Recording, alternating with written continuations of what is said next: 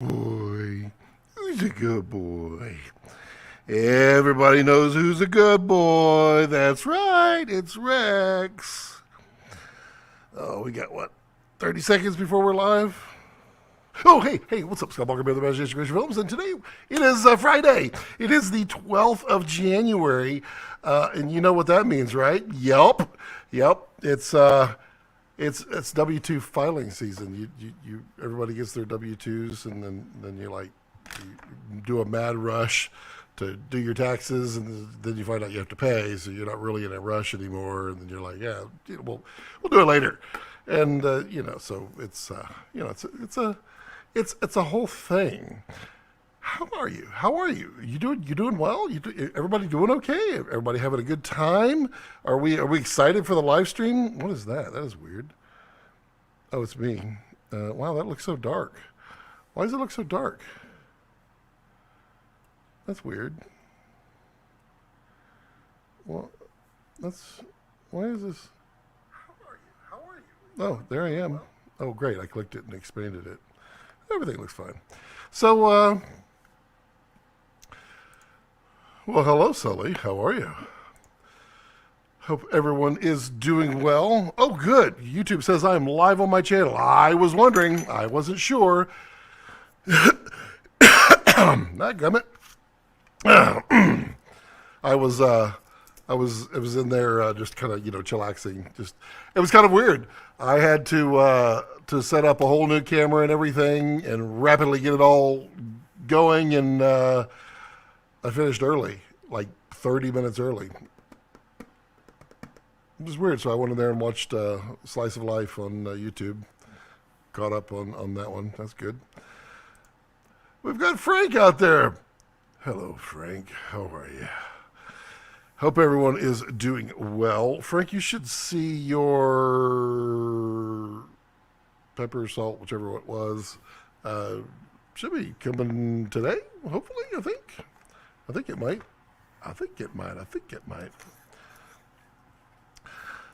So much to do. Been, doing the work, doing the stuff, and doing the things. Got almost done with the Laowa Ranger review. Got all the B-roll edited on it. Just doing little sound effects on it. Then just reviewing for the script. But that should drop on Monday, Tuesday-ish. Frank says, happy Friday. And tomorrow, nice. Cognition, hiya. Hello, Cognition, how are you? Peter O, did you end up getting a Komodo? Oh, yeah. I got actually the very last Stormtrooper off the line, which was awesome.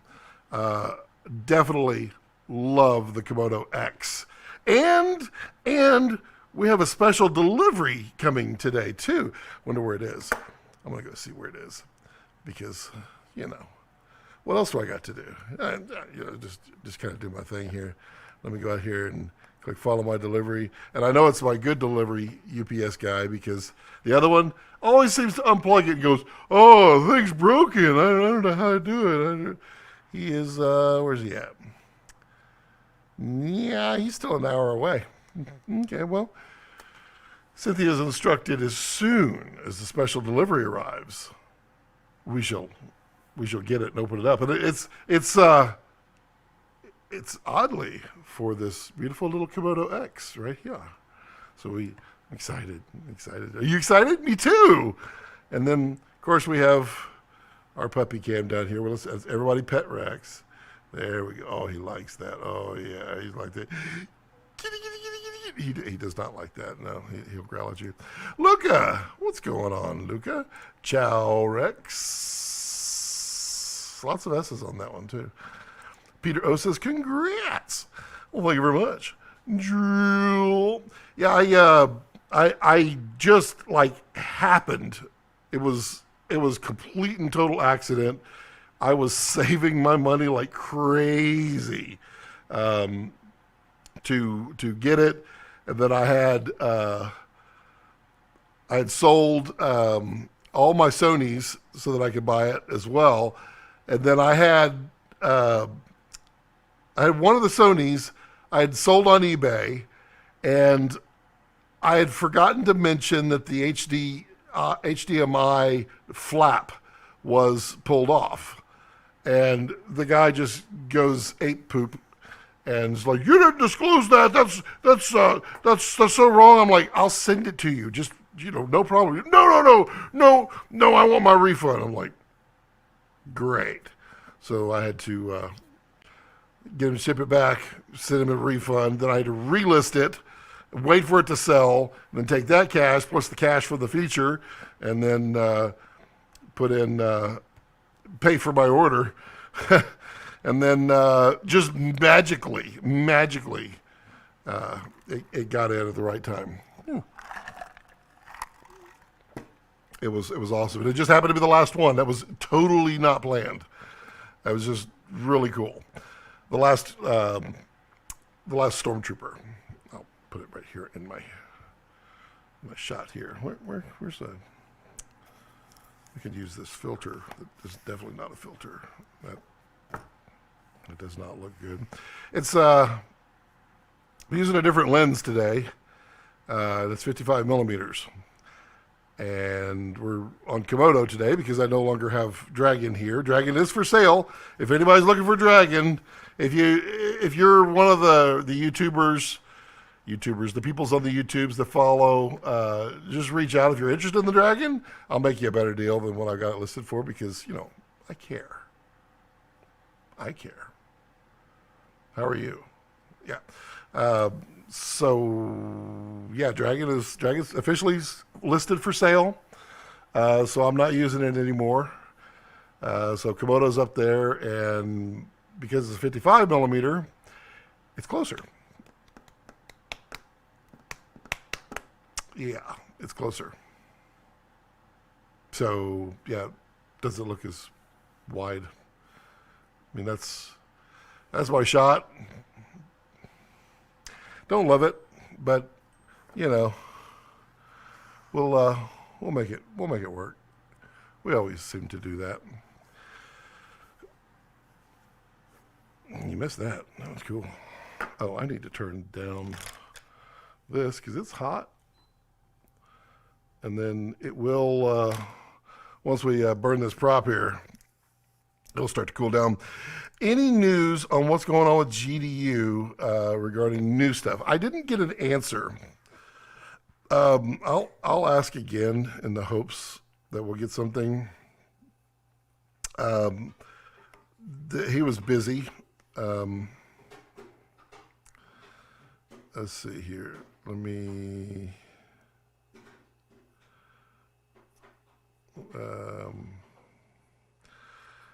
Any idea when the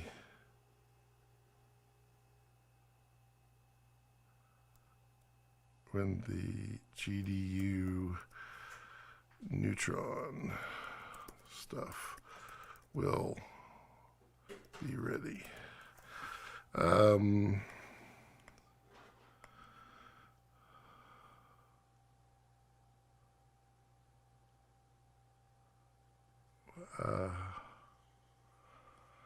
Yeah.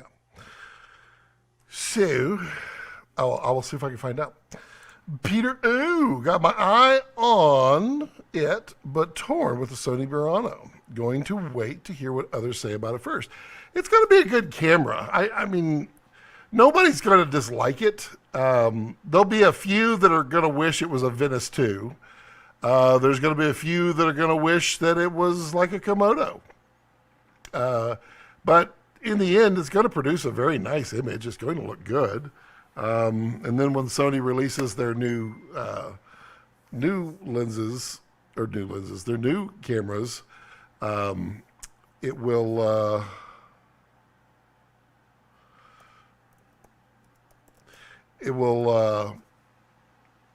make some people go, I just bought that.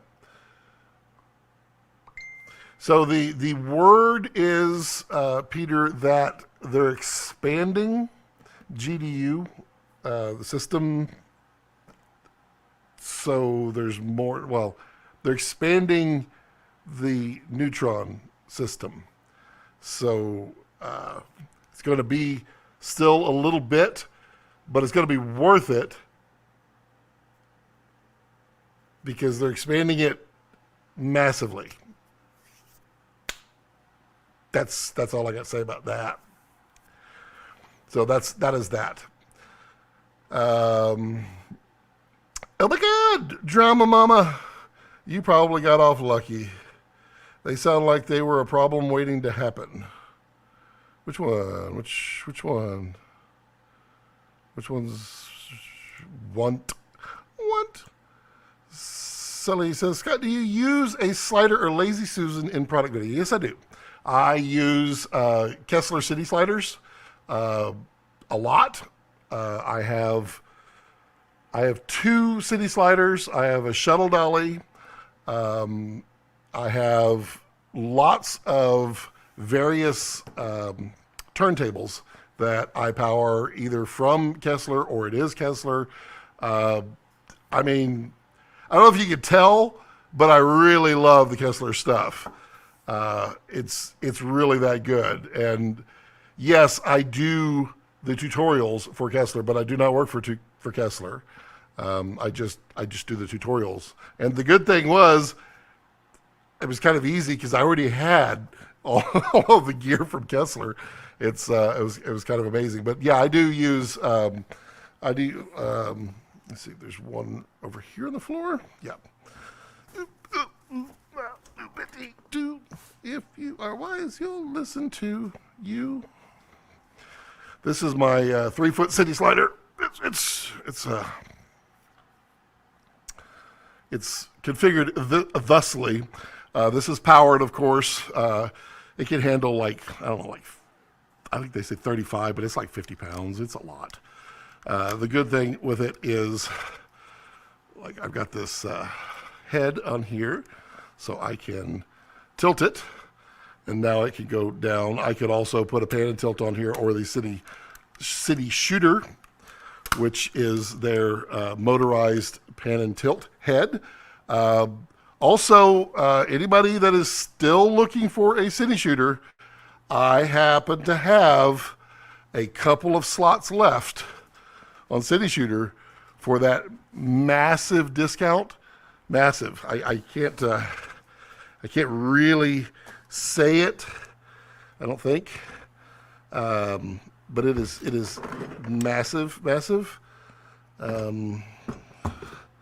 Sorry, I'm just grabbing a few things. So like if you want like a whole bunch of money off of a City Shooter, reach out quick before they're all gone. And it's just for us. It's just for us. It's yeah. So this is the second shooter pan and tilt head. This is basically their turntable module right here, and then this is their tilt module for the second shooter. The second shooter is their I guess entry level would be the way to phrase it, but it can handle 10 pounds with no problem. You can actually put 15 as long as you don't on this one. As long as you don't take 15 and try to do this, it'll work. If you're going to go like this to up or this to down, no problem at all with 15 pounds. You just kind of you back it off just a little bit, which puts the weight on the back. Because what happens is there's a spring inside. If you go over 10 pounds and you cross over, the spring it'll just kind of I mean, it takes a lot of weight. 10 pounds is not a problem, but at 15, when it crosses over, it'll just do a jolt. That's on the second shooter. And then, of course, I know you only asked about a slider, but you know, why not just talk about it all? This is the Cine shooter itself, and this also has the HD, the heavy duty support bracket that goes on here. This can do, I don't know, it's like 25 pounds, but it could do a lot more than that. It's very fast, it's very capable. It's a pan and tilt module, it's nodal. You could put a roll axis on the back. This is the device that you can get a massive, massive discount on, but you can't tell anybody about it. You gotta keep it a secret. And I know that somebody on the live stream just purchased one using the discount code. Was very, very, very pleased. Sorry. I had this patty melt for lunch, and for whatever reason, I don't know what was happening, like it went down the wrong way, and I had been coughing nonstop, trying to clear my throat from it since then.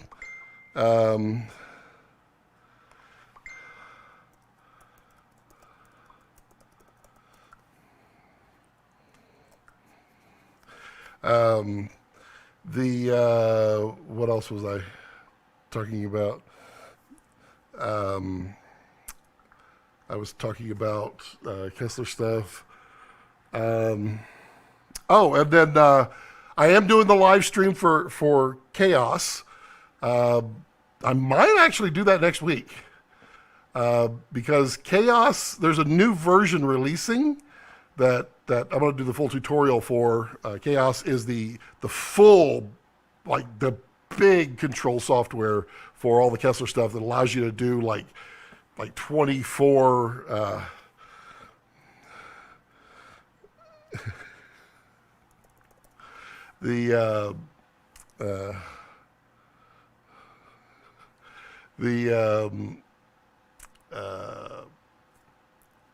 you can do like 24 axes. It's an incredible amount. But there's a new version of Chaos coming very soon, and I don't want to say anything about it. I don't want to tell too much about it, but like all I'm going to say is that the changes are unreal. That's it. That's all I'm going to say. Lucas says, so do you own a Komodo OG and Komodo X? I have Komodo X. I have Komodo OG over there, and I do not own the Super 35 V-RAPTOR. It is on loan. That is all. And I'm probably going to have to give it back soon. I'm going to finish my review on it quick. Loved your short film. Very clean images. Thank you, Baxter. I appreciate that. It is... It was fun. I like those a lot, and you just never know.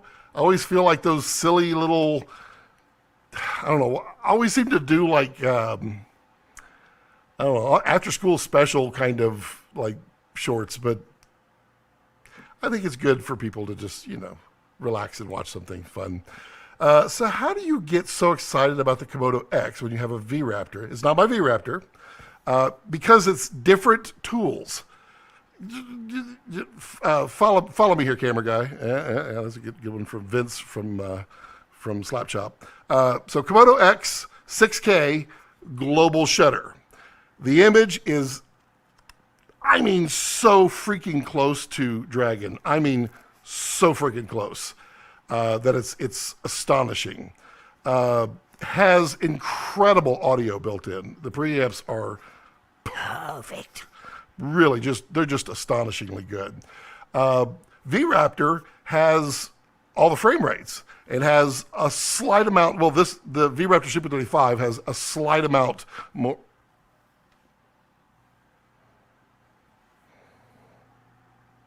Why is there a C-stand back there? That's so annoying. Sorry, Rex. Let me move that for you. I just wanted to give you something to lean on because I know you wanted to knock something over, Dog. Yeah, you can lay back down. Oh yeah, that's not mine.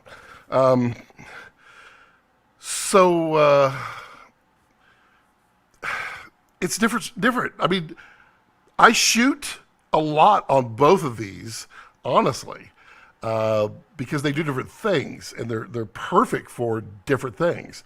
Like Super 35 V-RAPTOR is fantastic for wildlife. So is this. But you get the high frame rates, the super high frame rates you get on V-RAPTOR, which is phenomenal. Although I am. A friend told me, he's like, I like your edit. I like your nature stuff. I just wish you would cut a little faster.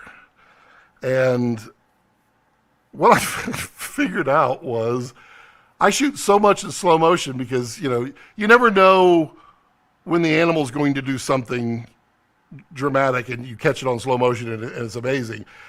But then you always seem to be catching it because you're running and you're shooting all the time. Then you end up with all this 120 frame per second footage that you're not going to use. So 60 is actually probably the right number. I do like to shoot in 48 now. I've kind of trained myself, which allows my cuts to be a little bit faster because now I'm not constantly going, but I shot all this beautiful slow motion. Why do I want to? Why do I want to cut that all up? So yeah, I'm coming from Sony. I can see it for me because I'm coming from Sony. I mean, they're different animals.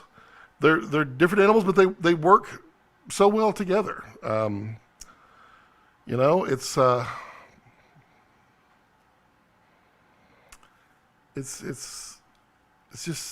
just awesome. It's like two different cuts of steak, or if you're vegan, two different beans. I have no idea. Mushrooms, two different mushrooms. I don't know. Film Guy says, howdy gang, howdy Film Guy. The people complaining about your HDMI door. Oh yeah, yeah, that one was wild. I was like, really? Because I just got the right amount of money to pay for my Komodo X, and then I was like, no. Check MVP Scott if you need to sell. Cool company that have one in UK, MVP. I have to look that up.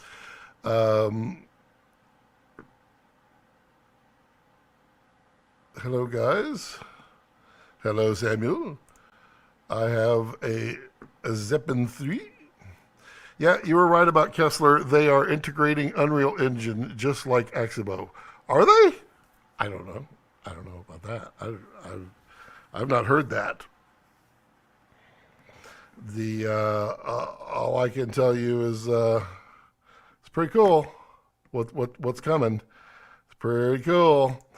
On my 5'6" ladder, I had Cine Drive plus Alexa Mini LF and Signature Prime 35 matte boxes and filters. It worked no problem. Yeah, it's all day long. I have. If you've not seen any of my Frankenrig, when you're done with the live stream, don't cut out now. Just when we're done with the live stream, go search on my YouTube for Frankenrig, and that is my Kessler Frankenrig that I built up. That is 8-axis. It is.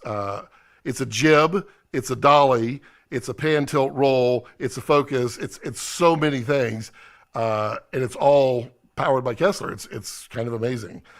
You can do so much with it. Like the shuttle dolly, you could put like 125 pounds on it, which to me says, well, that I can put the Pocket Jib Pro on it, because when it's all rigged out, it's like about 100 pounds, which means the Pocket Jib Pro can handle like, I don't know, like 50 pounds, something like that, which means I could put Cine Shooter at the end of Pocket Jib Pro, and Cine Shooter can handle like 30 something pounds.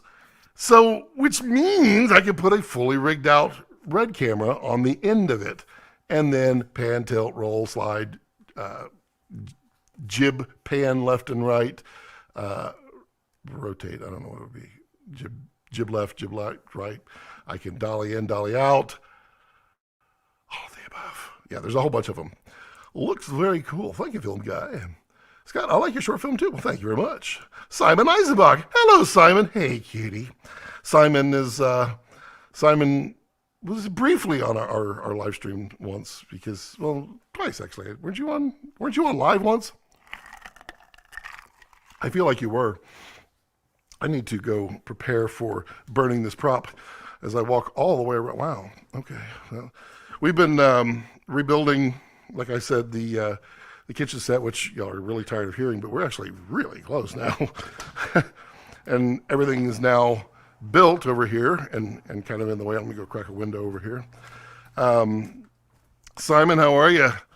You doing good? Are you skiing? Are you doing a lot of skiing? I feel like you're probably doing a lot of skiing.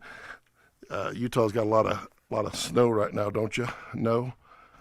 And then, put a shadow in the sun. Alrighty then.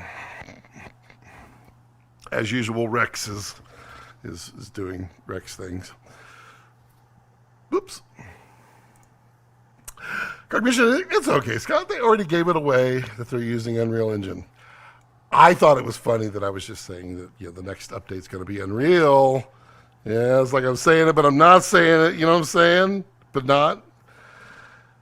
Film guy says, wish Red would let me trade in my OG. Red doesn't do trade-ins anymore. And it's really simple. As much as everybody doesn't get it, it's really simple. You make a whole lot more money by selling your gear outright. Even with all the hassle and everything else, it is, you end up with a lot more. So when they stopped doing that, it made everything easier on them because they're not having to process twice as many pieces of gear, taking it in, taking it out, then selling it, and whatever they're doing. Made it a lot easier. So just sell it yourself. I mean, if you're looking for, Dragon, I got Dragon for sale. Yeah, the good thing about Komodo X versus OG is, and it's a little harder for me because mine's blue, but I now am a little less afraid of putting the Komodo OG into harm's way. I protect X, but I can actually start treating Komodo like a crash cam. Well, there's been a lot of conversations about Komodo's design and such, and people don't understand. Komodo is a crash cam, and when they're like, well, it doesn't make any sense why they would do that. Well, no, it makes 100% sense why they built it the way they did. It's a crash cam. It needed to do crash cam things. Yeah, it's wild. I do hear, like, through the grapevine that next week we should have a special guest, maybe with some announcement. I don't know. That's what I'm told. Yeah, Corey. It's a problem. It's StreamYard. See, StreamYard's out here off on the planet, the moon. It's not a planet. It could be, if it's all by itself. But then again, it's probably smaller than Pluto, so it would be not a planet. StreamYard and Starlink, they're not working together. So although I do have a 2-second delay, it will catch back up. What I could do a little trick with my AirPods. It will work half the time, and then it'll stop working. So all I'm going to do is go down here. All I'm going to do is have some fun. I got to tell you, AirPods are only numb. All right, so there we go. Did that help? Did that make it in sync now? All of a sudden, it's all in sync, right? It's what happened last time. Josh's Journey. Hey, Josh's Journey. Good evening, everyone. Good evening, Josh's Journey. Cognition, cracking me up trying to keep that secret. I know. Yeah, it's pretty bad. Yeah, at some point, way back when,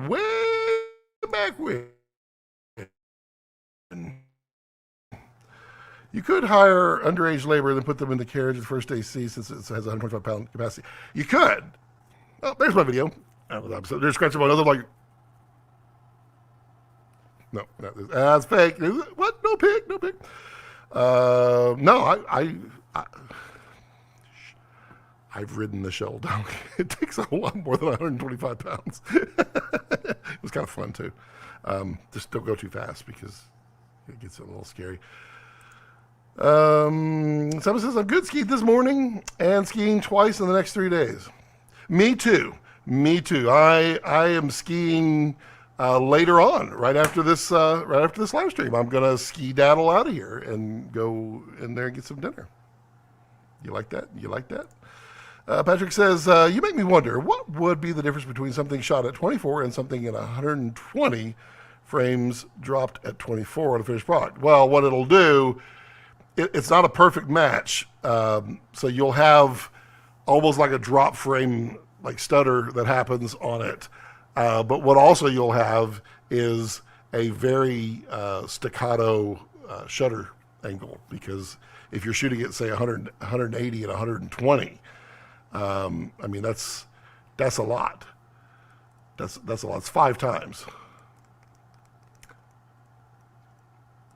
It's like 5 times, 4 times, 5, 4, 96, 4, 5 times, yeah.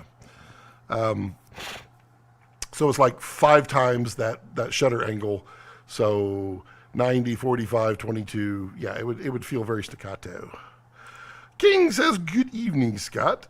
Even in the winter, the meadows there yonder look warm. It's true, they do. They do. However, I know for a fact that a cool front is blowing in right now. And that cool front is going to let me, ooh, yeah, it just got a little cooler out there. You could tell, right? Right? I think it got about 800 degrees Kelvin cooler.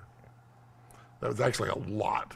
If you know Kelvin as an actual temperature, it's a lot. People don't realize that too, that the color temperature is also the temperature of the sun, Kelvin. Yeah.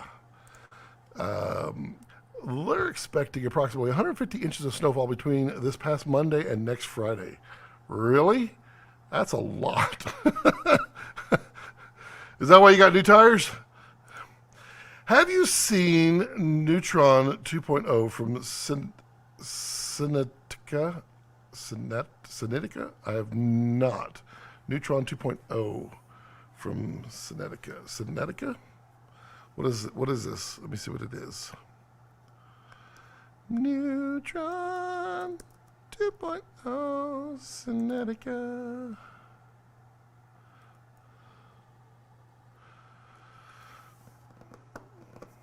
There we go. It's Neutron. NU.tron. But first, I must accept all. No, I will not. I do not accept all.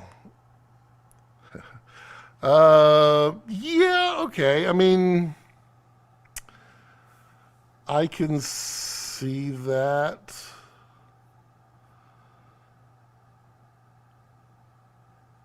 I'm not sure. Well, it looks like one axis it doesn't do is the jib and an arc. It might, but it doesn't look like it does. But that is going to be the problem. It's the problem that I face on my Frankenrig is that is a lot of weight to stop and start. So you definitely need to be up on your curves. Your curves. Where's... There it is. That is very nice. I want to check what my UPS is. Ooh, closer, getting closer to me. Oh yeah, we're moments away. Well, he's about half. No, he's about a mile and a half away. But he could go all completely different direction. If it was a crash cam, it could have had a Cine lock. Oh, not necessarily. Do you feel CES is exciting this year? I feel like CES is a whole lot of monitors, a whole lot of screen display technologies. That's kind of what I felt like CES was. And then the AI phone thingy, I don't get. A lot of people were really excited about it. I don't get it. $199, you get a device that's like this big, and it literally, you just talk to it, and it does everything for you. But that's the problem. There's no subscriptions. So you pay $199 for the device, and you talk to it. So if you want to book a vacation, you tell it, I want to book a vacation to Fiji. Well, here's the thing. The old adage is, if you don't pay for a product, you're the product. Which means you're not necessarily going to get the best deal. You're going to get the best deal that the AI generates revenue from. Yeah, it's a thing.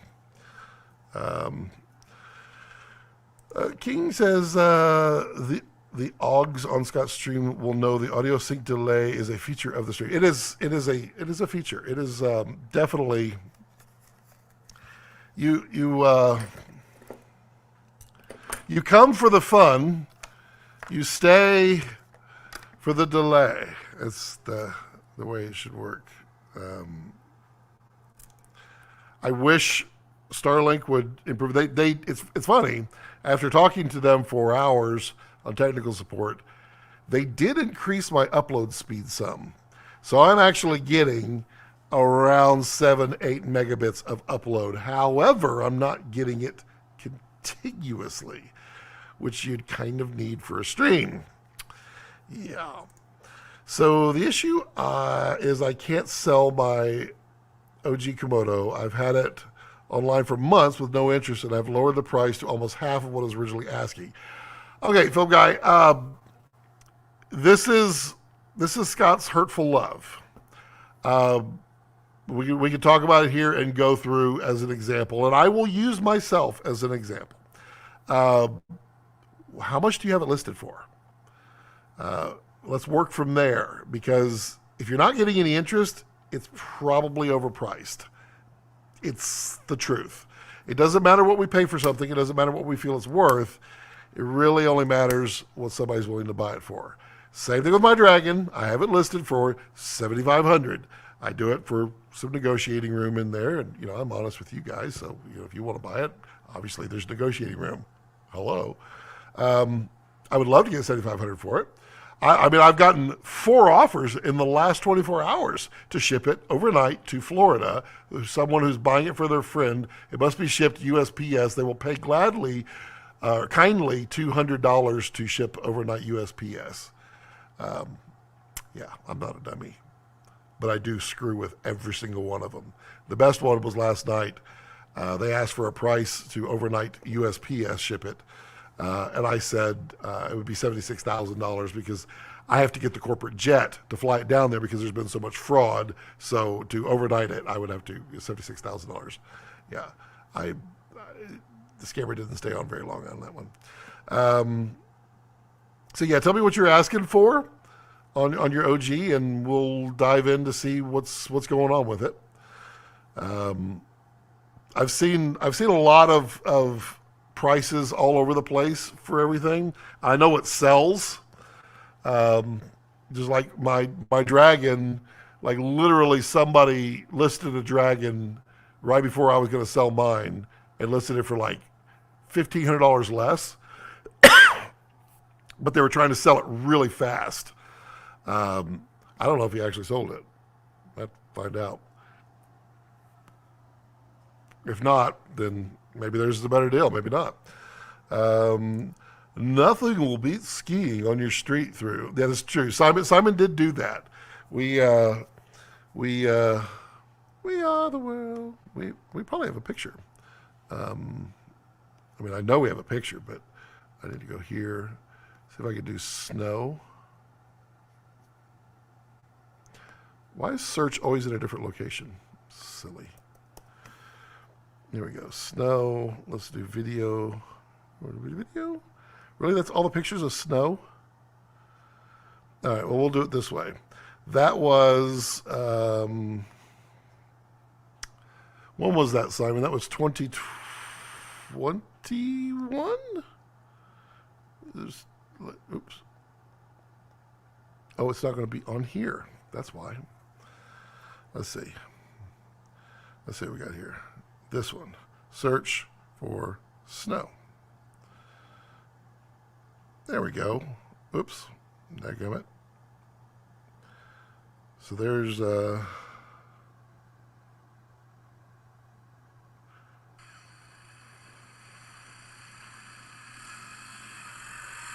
Nope, that's me doing donuts. We were towing Simon behind us, and he was skiing, which I think is the first time anybody's ever actually been snow skiing here in Texas.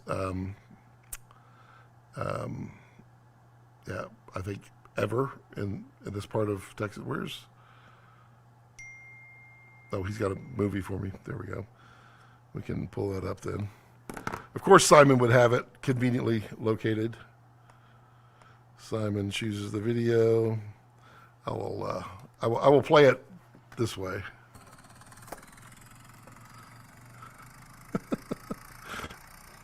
There's Simon skiing behind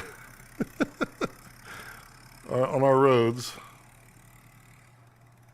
There you go. That's so you can ski in Texas. There's that. All right, I need to get this thing lit here. Okay. The OG Josh's Journey. I'm pretty sure it does. Just wanted to throw it in because you were talking about your Frankenrig. Value is what the market will bring. Yes, it is. We can always ask, we can always hope, we can always try. If you're not in a hurry, you can play the market a little bit. I mean, in the end, my Dragon is going to sell for exactly what somebody will pay for it. And it is what it is. I'm not hurt about it. I mean, I would always like more money, but, you know, it is what it is. Film Guy says, my Komodo kit with two 512s, cage, speed boosters, BT, PV&D, breakthrough, yep, Tilta, block adapter, and 6 batteries, and Mutiny protection box, $5K. I don't think you're marketing it in the right spot. $5K for that should sell. I've seen people are buying like bare bodies for like 42 to 46, 47. With all that, you should be able to sell that for $5K. Where you got it listed? You might look at that. Keep in mind that we're paying a lot. For the Komodo in Australia. Is that 5,000? Wait, was that 5,000 US?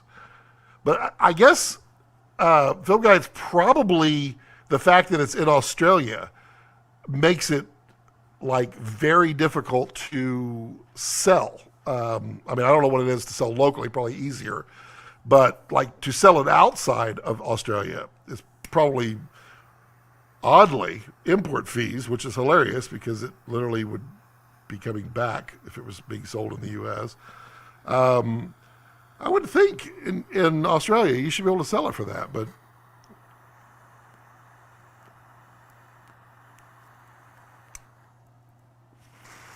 I mean the big thing to know is what are they selling for in Australia?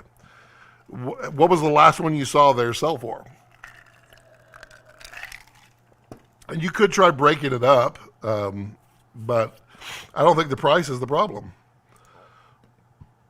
I'm paying a lot more. Sutton says, "Film Guy, I would break it up and sell those items separately. You'll get what you want." I mean, yeah, the bodies sell because the negative thing to a kit is that kit needs to be perfect for everybody. It's kind of like my Dragon. I have a lot of stuff in my Dragon, and you know, if somebody doesn't want all that stuff, the value isn't there. And I get it, and it sucks, but c'est la vie. I mean, this is everything you're getting with the Dragon. It's a whole lot. You get handles, the side plates, and let's not throw scissors around. Top handles and power supplies and medias and monitors and all the good stuff. Let's see where my UPS is. See, he took a turn, but he'll come back around. We're probably 20 minutes from UPS. Sometimes bundles actually get less as everyone has individual aesthetics. It's true.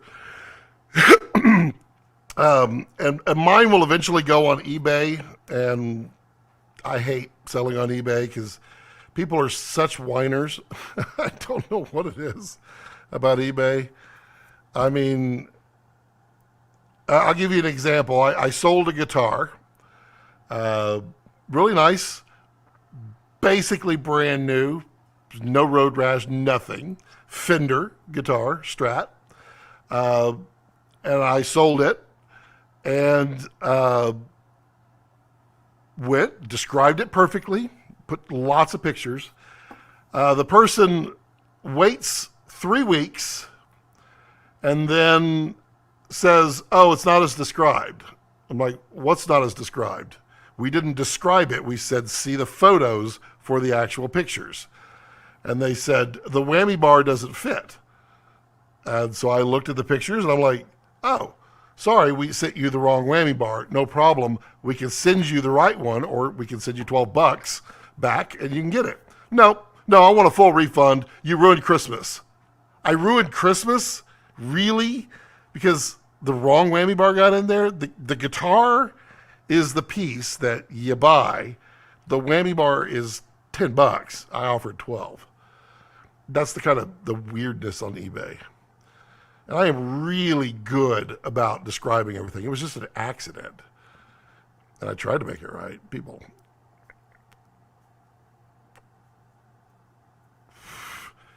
Yeah, 30% market. You think it would sell? Yeah, interesting. With the Dragon X, you have a 3-camera production for many years to come. No need to sell. Well, I mean, I hear you, but I do. Dragon always stuck around because there was no replacement. There was no camera that looked like Dragon. It was a very sentimental thing. And then Komodo X came, and it was shocking how good it looks compared to Dragon. It's basically a Dragon, but global shutter. Red isn't very popular in Australia. Okay, that's interesting. That sucks. Aussie's red popular. I mean, you know what you got to do, film guy? Make it popular. Yeah, let everybody know how cool it is. Let everybody know that the late, great Mark Toya was a massive red shooter and an Aussie tradition. Technically, he's from New Zealand, wasn't he? Let's see here. He's coming back around. Black magic cams are popular in Australia. I would imagine they are.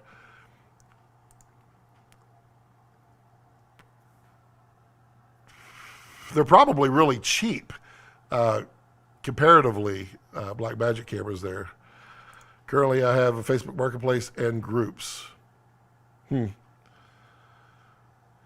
eBay fees are crazy. They are, in fact, crazy. It is like 15% that you're paying. And everybody wants to save the same amount of money. So,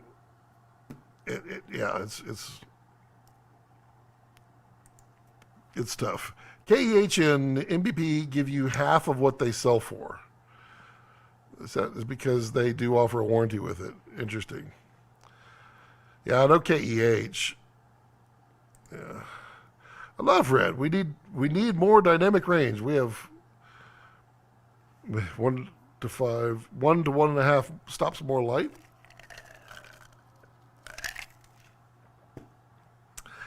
Sutton, did a guy reach out to you about shipping to Australia? I told him to email you because they said it was like $127 to ship something there. I said, I think that's Shopify doing that. Ari is the most popular. And to be honest, because of the import duties and things that you guys pay, Ari rental probably makes the most amount of sense because it's, you know, if you're gonna pay a bunch of money to rent it, you pay a bunch of money for an Ari. Why not? A lot of Australian red cameras.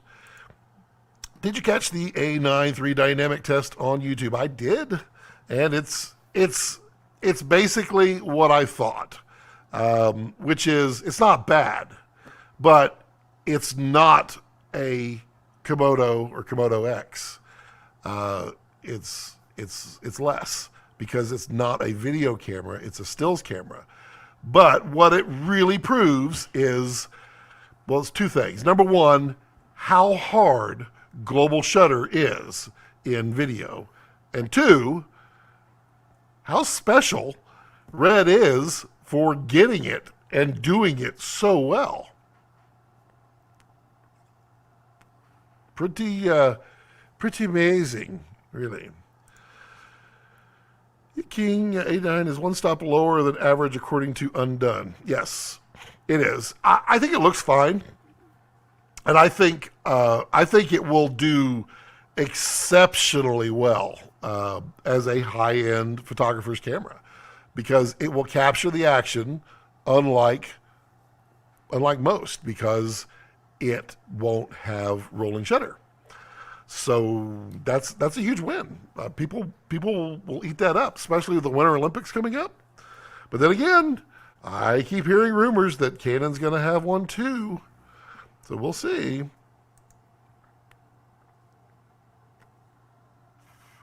In Canada, Red, Sony, Canon, and Blackmagic seem more popular. I mean, Arri's popular there. I think. What is the population? What's the population of Australia, film guy? I know Canada. Canada's interesting because Canada does not have near as many people as people think they do. I guess Canadians know, but it's like 35 million people, right, Patrick? That's less than the population of Texas. And Canada is huge, but it's a lot of tundra up there. So it would make more sense that smaller, lighter, cheaper, faster cameras are going to be the popular one. We need to see how the new RHINO produces images and highlights and shadows, DR and all the rest. I agree. I think it's going to do okay. I think it'll do fine. But we'll see. A film guy says a local shop got 2 Venice cameras and they have needed them out 4 to 6 times in 2 years. Ouch. Ouch. Do y'all have a lot of cinema production? I mean, I wonder, is it, in the U.S. and Europe and such, they'll put a cinema camera on a YouTube channel. I'm literally doing that, but Marquez doing that. So I mean, cinema cameras don't mean much here as far as you only use it for cinema. Is it in Australia? Are cinema cameras really only being used in cinema? Is that what it is? I mean, I don't know what the budgets are or anything like that. That's what's wild. 27 million-ish. Oh, you're smaller than Canada. Hey. Patrick says 40 million in Canada? Well, Texas probably has 40 million now. We've got a lot of people coming to Texas. Australia is the most unlivable desert. This is a beautiful smoke ring. I see that. I saw with Kara and Nate when they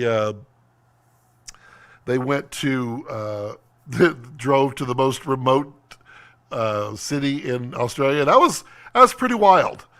That is a lot of desert for sure. It's interesting though. What's done out there? Anything? Nothing? Nothing's done? Really? It's weird. Toronto is huge for cinema production. Yeah. I know Canada has a lot, and Vancouver does as well. And they do a lot for the U.S. too, where it's cheaper to shoot in Canada. Cognition says, is it true that ARRI avoids the red patent by filming in a container that's actually a composite of still photos? ARRI does not avoid the red patent, and they don't compress in camera. The red patent is for raw images compressed in camera and stored to media in camera. Sony got around it, Canon got around it for years by putting an external recorder and recording it that way. And Red has a couple of new updates on those patents, so it's still like it when people go, "Oh yeah, 2 years Red's going to be bankrupt." No, they're not. They're going to be as amazing as always, as maybe even more amazinger. But ARRI records. ARRI RAW is not compressed. They do have the compressed RAW, but they don't do that in camera. You literally do it on your DIT station. Is it HDV? I have it on my station over there. In Germany, ARRI is top because, well, we love the stuff that is created here. I mean, it makes perfect sense, of course.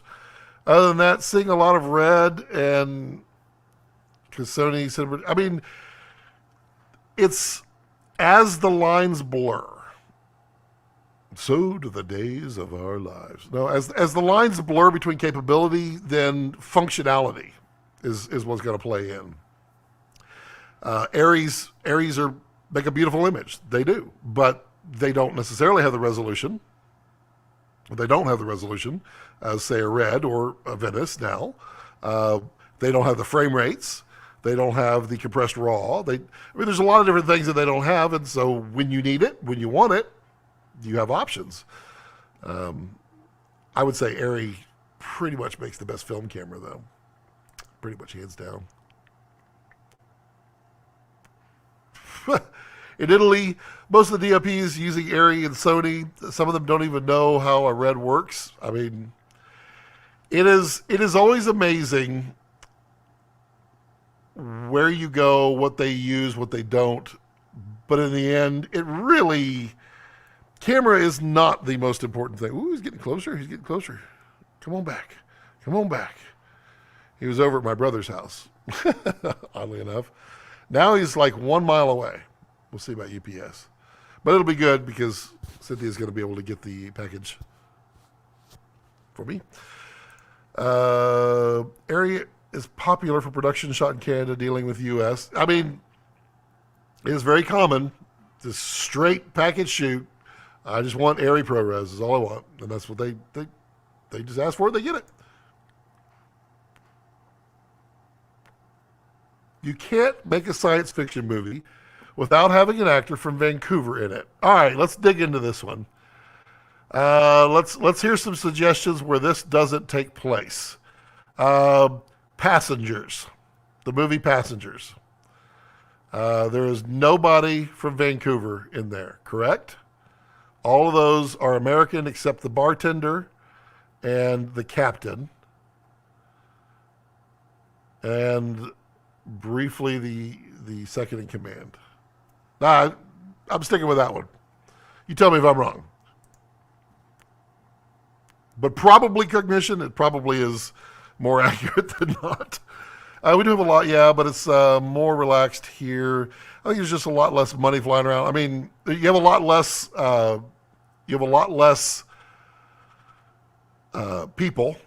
Therefore, you have a lot less money flying around. That's just the way it is. Most big movies here are government funded and non-made for profit, so it limits that. That is interesting. That is a different way of doing things for sure. A composite of still photos. That's called motion JPEG. Yes. Cinema DNG. Film guy, most stuff has to be shot in studio as it's so bright in Australia, which makes everything hard to deal with, as we have less usable hours in the day or good light. A few Marvel movies shot here. Huh.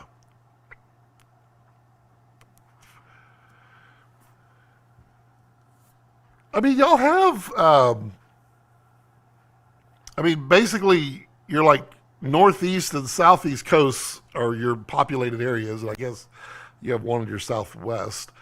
But that is, like the northern area, y'all get winters and snow and all that stuff, right? I thought y'all did. I mean, there's so many Marvel movies. Where hasn't a Marvel movie been shot? In space? Vancouver? No. Let's watch some kind of It's a video on YouTube about it. What were you watching, Cognition? I watched one recently too that was rather interesting. Wandering DOP lives in my city and he hates filming here. Yeah, I like his channel. He's got good stuff. It's the wizard, not the wand, for quality video. There's a lot to that, Sully. A lot to that. And, I mean, I have a video out there that is the 10 things that are more important than your camera. 10 things to consider before you select your camera. I mean, I know what I use and I know why I use it, but it's not always the right tool for the job. You just don't know until you scope out the job and you figure it all out. I mean, story is number one, period. Story, then sound, then location / art department. Acting is really kind of crucial, although sometimes not so much.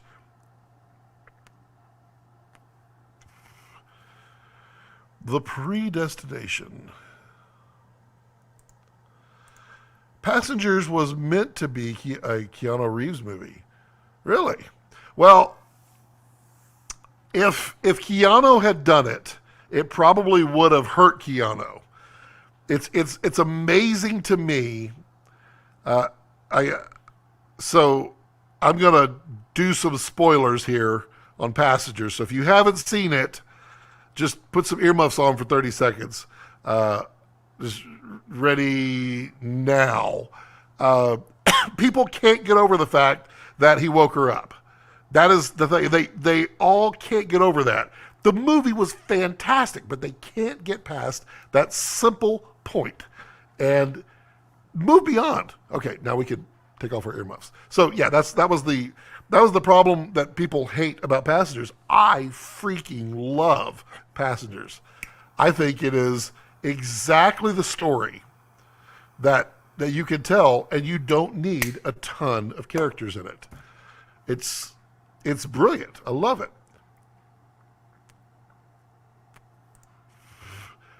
Only snows in the East Mountains. No major cities here have snow seasons. Interesting. It often does rain more in the summer than winter here. So it's not like, but I thought it'd get like cold. I got a friend lives there, Alistair Robbie. He's posting his winters are pretty cold. Maybe he lives in the mountains. Film Guy says, edited poorly. No, I don't agree on that one. I think it was edited quite well. There were some things I would have liked to have changed on it. I would have loved to continue the story a little bit further at the end. But the story is, oh man, we're going to have to go earmuffs again. If you haven't seen Passengers, earmuffs, just for a moment. And 3, 2, 1, earmuffs. The story is what the captain said. A drowning man will always try to drag someone down with them. That is the truth. That is what created the whole ordeal with him having to wake somebody up to help him get through it all. In the end, the fact that he woke them up actually saved all their lives. So it was not for naught. Okay, earmuffs off. Thank you. I hope I haven't ruined it for anybody. If you didn't get your earmuffs on in time, it is. I love the movie. I love the movie. I've probably seen it 10 times. Horror acting is no so important as long as you can play dead. That's not true. Well, slasher movies are different than suspense. Suspense, that is 100% acting because you're having to act what you can't see. I love suspense. Cognition, if you haven't, watch it. And report back. Let us know. I didn't ruin it for you. You put your earmuffs on, right? You did. I don't want to ruin it for you. It was wild. We had the producer from Passengers at the Masters of Motion. I think it was producer. And I mean, she was just going ape poop over the fundamental flaw, she calls it, but why no one liked it. I loved it.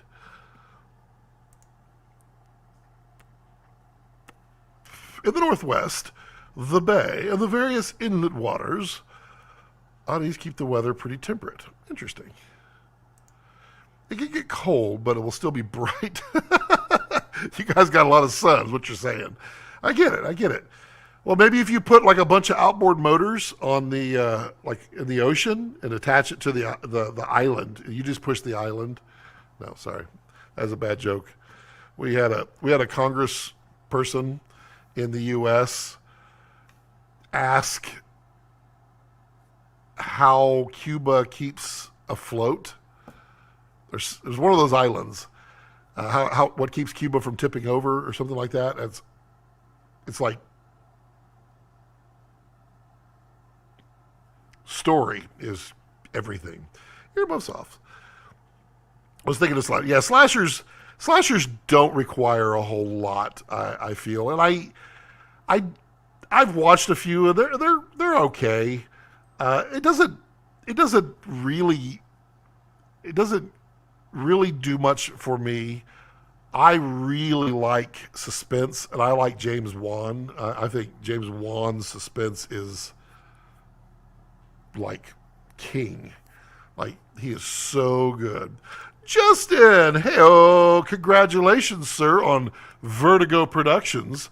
Justin and his lovely wife, and I'm assuming several other partners, have expanded their now virtual stage in Austin to a second stage now, a bigger second stage, much bigger with more stuff, and hopefully a pizza oven, because I'm gonna bring a whole bunch of dough and make some pizzas for you guys one day, just so I can play on the virtual wall. And we still need to do the live stream from there, because that would be cool.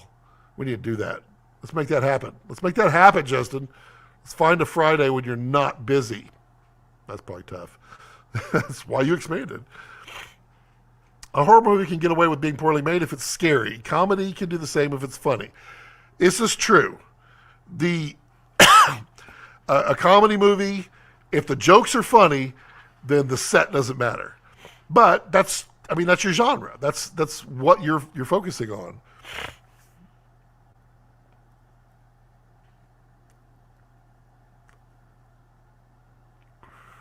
He's like just down the way. The film guy, as the edit is stellar. As long as the edit is stellar. Yeah, well, yes. You have to have a clean edit, period.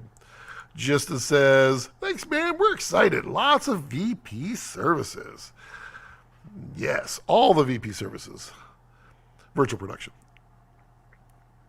Fun stuff. And if y'all didn't notice, I never edited the BTS from it, because not much, because I didn't capture enough. We were so limited on time. But sorry, we were shooting on the monochrome, the Komodo, the monochrome camera. We were shooting there at then co-production house, now Vertigo Productions. We were shooting those a lot of those scenes, like in the Atmosphere commercial, where I was like, Atmosphere. Those were all virtual, and it was a lot of fun. It was cool. Justin says, please pizza. We were shooting with Cook lenses. Really nice stuff. A lot of fun. He's got robots. He's got all of the fun stuff. Jane, she famously made one of the largest diff ever constructed to put over a whole village set for the final battle scene, but it was so bright every background had to be rotoscoped and replaced. Wow. I guess that would be a problem. Y'all just need to shoot at night. you just need to find a genre that works in the bright, like Mad Max. Pretty sure. I mean, apocalyptic films would do well. Also, like in the middle, like northwest middle desert area, that sand is like red. That would be really awesome for like, oh, we terraformed Mars. We kind of do that. Cognition says, "Hey, we have electricity again. You're good luck." Didn't know you didn't have electricity. That's not good. Electricity is fundamentally fun. What? Why does he keep moving? Y'all aren't even telling me he's not even.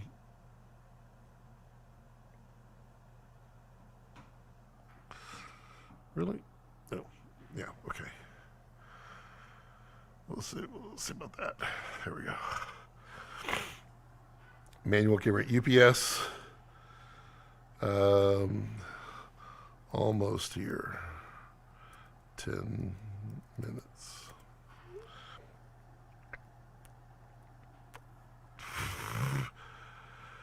Ooh, we got lots of people on today. I love it. Yeah, electricity was out all day long. Wow, where are you at, Cognition? I here. I mean, it's kind of nice because I have solar and batteries back there in the edit bay back around the corner back there. So all my editing workstations all set up with solar. So we're in process of getting all that wired in to the other parts. So literally soon, the entire studio will be 100% solar. Well, capable of 100% solar. So when the power goes out, we'll just keep live streaming our same crappy out of sync audio, but we'll be on all day. Woo. Most of Australia sand outside the beaches is red because we have so much iron. Oh, that makes sense. I mean, you need another Crocodile Dundee movie, something like that to just really kind of hit it off. I mean, I would say Crocodile Dundee probably did more for Australia, maybe bad, but for recognizing Australia, well, probably the second one, well, the first one too, probably did more for putting Australia on the map. Probably not your favorite, but I mean, just do more stuff like that. Chicago, Gotham City. That's right. So power was out in Chicago, huh? That's not good. We've been fairly fortunate with power outages lately. We have a co-op that we're in. But, yep. Fury Road was shot in Saudi Arabia, and the new one was shot in Australia.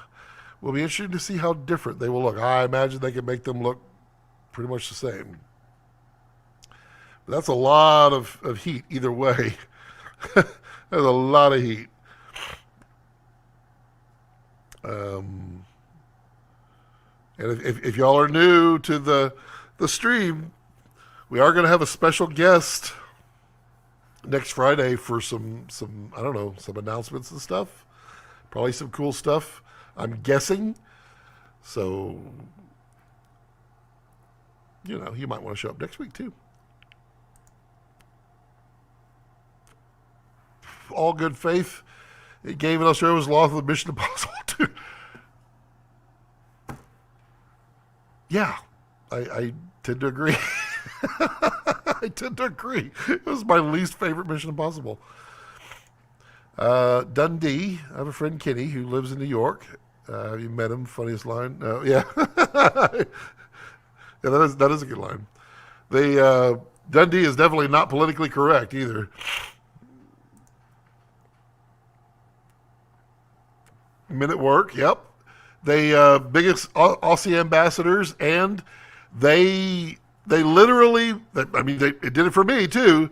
They let me know what Vegemite was. We never heard of that, and we don't buy it here, but we did. I just know that Men at Work, I still think they said it's a Vegemite sand wedge. I think they were golfing, so they were using a sand wedge. She just smiled and gave me a Vegemite sand wedge. That's what I heard when I heard it. I don't AC/DC. Are they Australian? Really? I thought they were English. I mean, technically, y'all are the same. Technically. Hello, Kevin. How are you, sir? Gog Mission says, I love Men at Work. Welcome from the land down under. She just smiled and gave me a Vegemite sand wedge. I'm telling you, it's about golf. Yeah, see, he knows what time it is. Let me see where UPF is. Oh, where'd UPS go? Oh, it's here. No, it's down the road. So he's looping back. So he just passed the house, and he's going to loop back around. The first, well, yeah, I guess they all were, weren't they? The Mel Gibson, the first apocalyptic movie, whatever. That was really not a great movie. It was hard to watch. I mean, I get it, but I did not like it.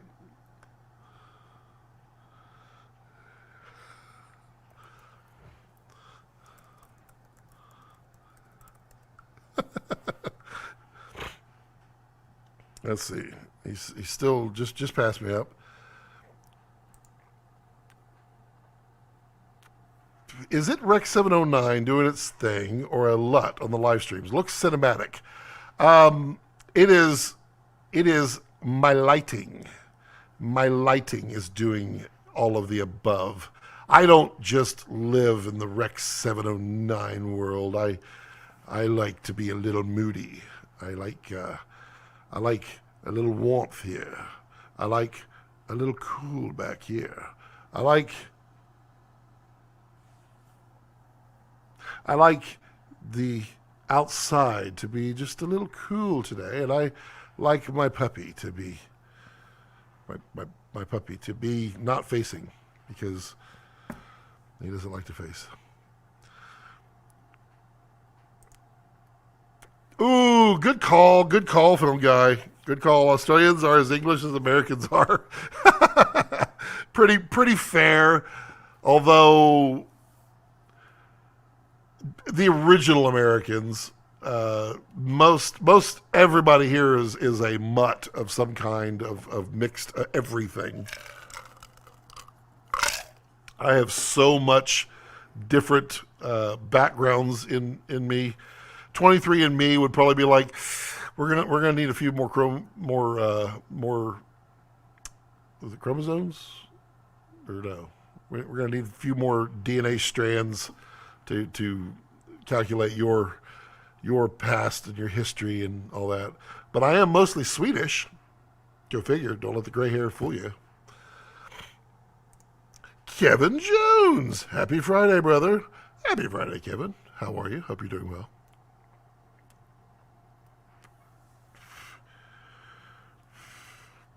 Come on, UPS.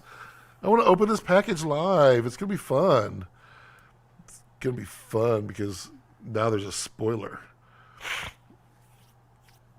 It's going to be fun. Let's see here. Oh, UPS is here. Doo-doo-doo-doo. I got my driveway alarm going off. And I can see UPS pulling in right now. Friday, yay! Hey, Carlos, how are you? Hey, Carlos, did you end up buying the 24 to 10528? I thought I saw it in a picture or video picture. Interested to see what you thought about it. Kevin Jones says, so MKBHD is selling his Tesla. Yes, he is.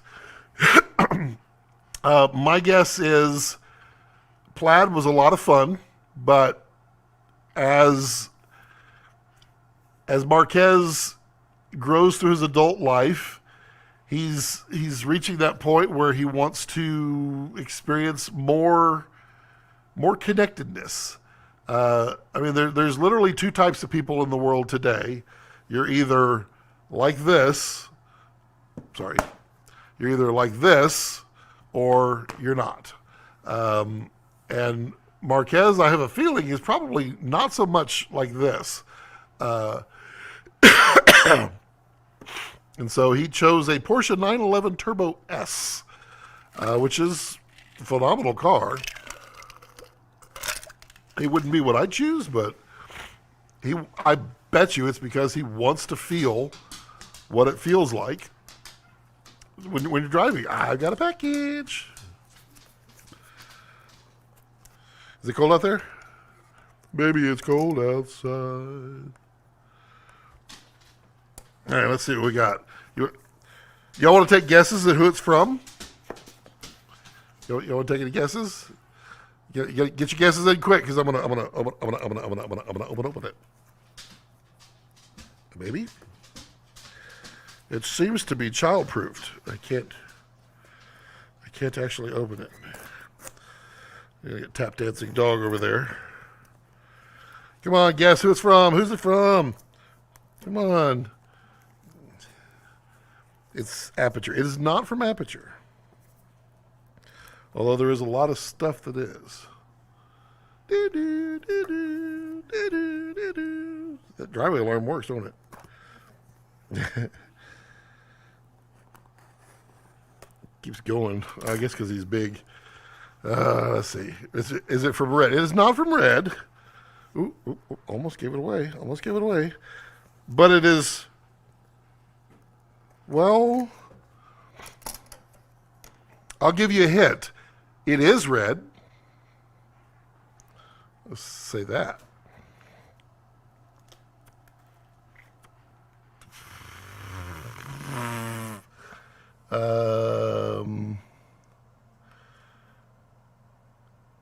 Let's see here.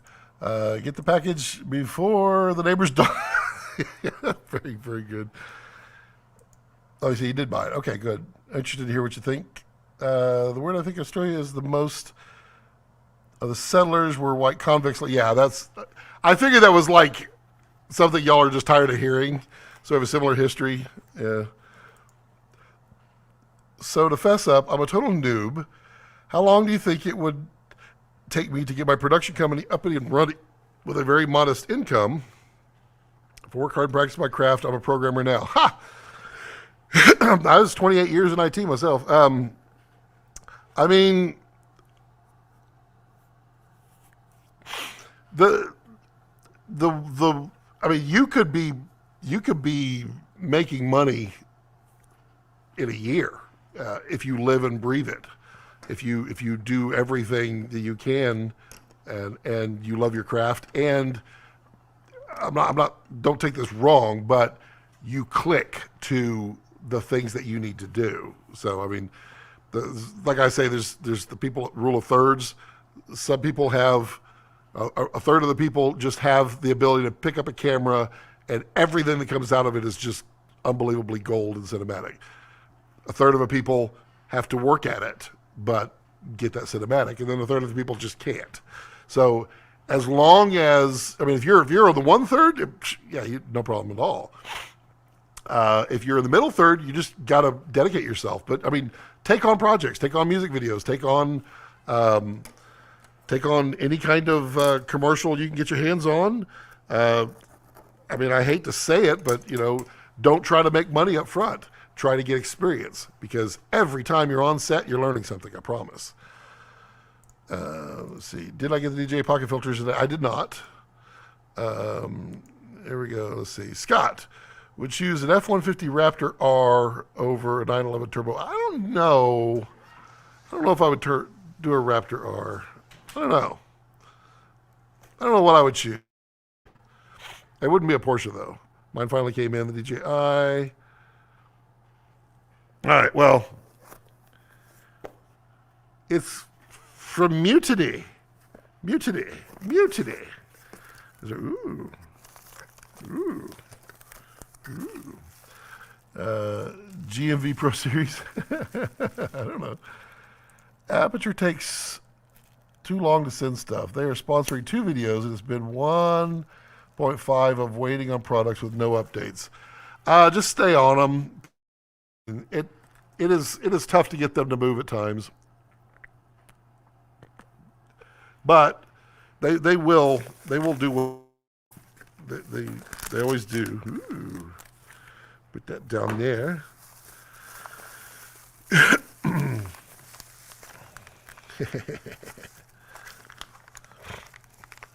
So are we ready for this? Oops. It's their side plate breakout. Check it out. We're going to mount it right up here on Komodo live. Maybe. Let's see here. The man from Snowy River. That's right. Anticipation. That is red. It is true. It is very red. I like it. I was so excited to be able to get one of the red ones. Ooh.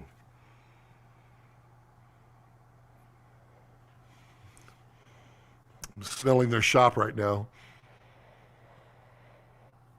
It smells like glue.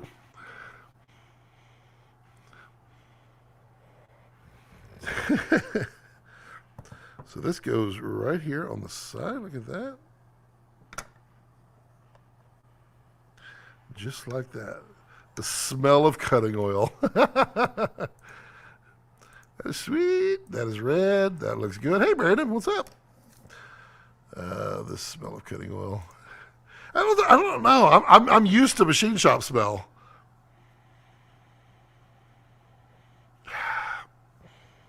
No, it doesn't smell like cutting oil.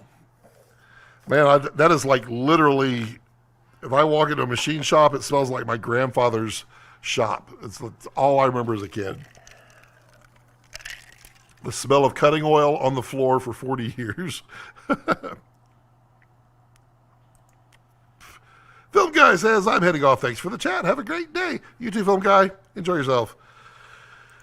Does anodization have a scent? I don't know. It should, because,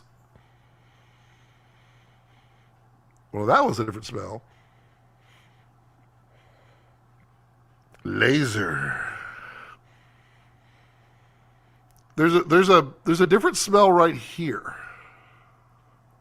Ooh, look at that. Nice details in the back. Keeping it light. It's the plastic there. The what is it? The heavy duty prototype, or not prototyping, production such. Are the red limited edition, or are we able to purchase whatever? I believe they're either sold out or there's like maybe one left. I need to get this mounted.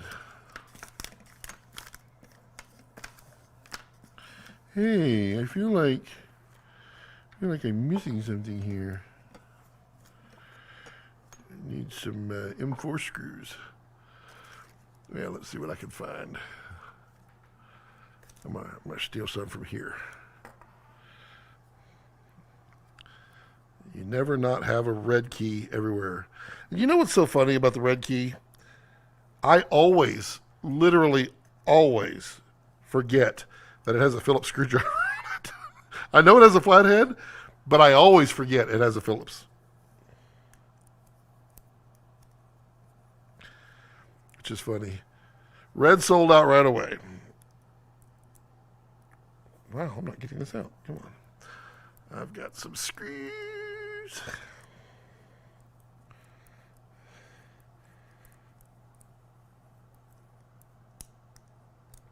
That is funny. What are we doing here?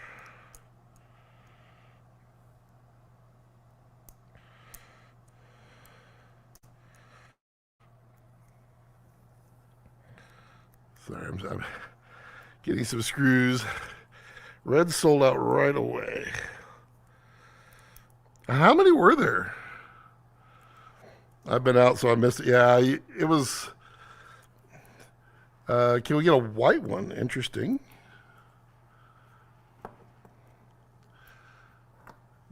Don't get high off your X supply.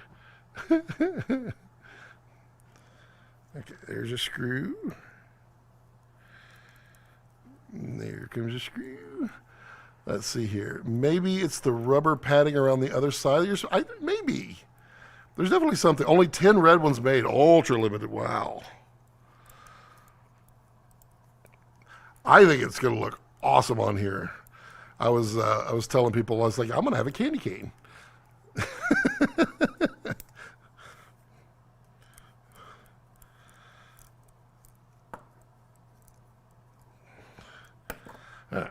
Got the screws. Screws.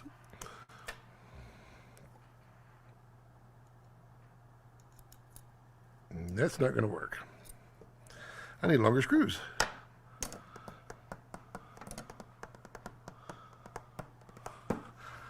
Be right back. Time to get some screws. It does come with screws, but that was the joke.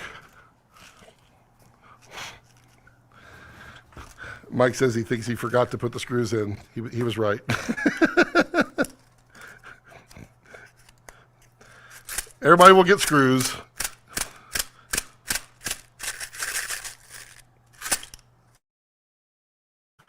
Get out of there. I've got to get out of here. Is that Michael Sutton from Mutiny? It is Michael Sutton from Mutiny.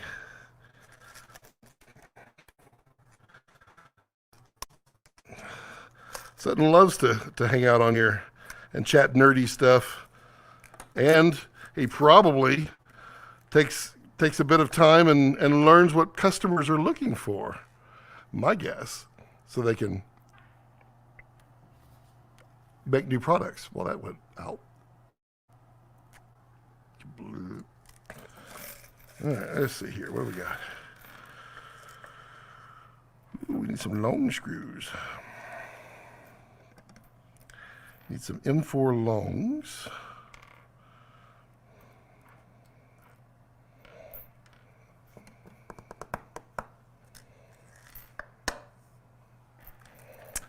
And not there. But I have another supply. Oh, actually, they're M4s. Oh, duh.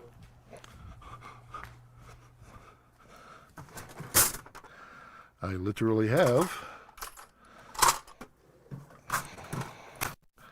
an M4 supply, which is not there, not there, not there. Okay, where'd she put it? Where did she put it? That's not M4s. That's not M4s. That's not M4s. The things we do for Komodo love. Where is my... Honey, if you're listening, where'd you put my screws? I have a full-on assortment of M series screws. And there's some VHB tape. I'll get that thing on there. This is now becoming one of those challenges. Okay. Well. I'm going to... Oh, she's busy too. Whoa. Oh, there they are. Y'all can't see me, sorry. I know. Good stuff. There they are. So we've got, what are those? Nope, not those. Not that. Nope, not that one. There, well, there we are. M4... Yep, there we go. Okay. What size are they, Mike? M4 what? 20s? Let's see here. I don't even have a red one. It doesn't bother. No, it doesn't actually obstruct the air vents. Number one, it's got holes in it, and if you look at this design, it allows air to flow around it. This time I forgot the screws.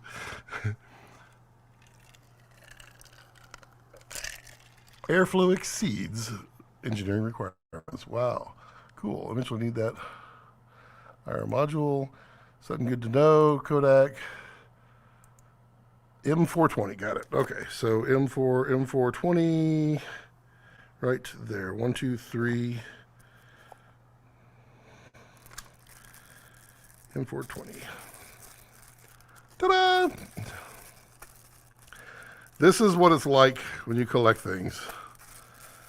Sutton probably knows. Well, actually, I haven't seen what currently.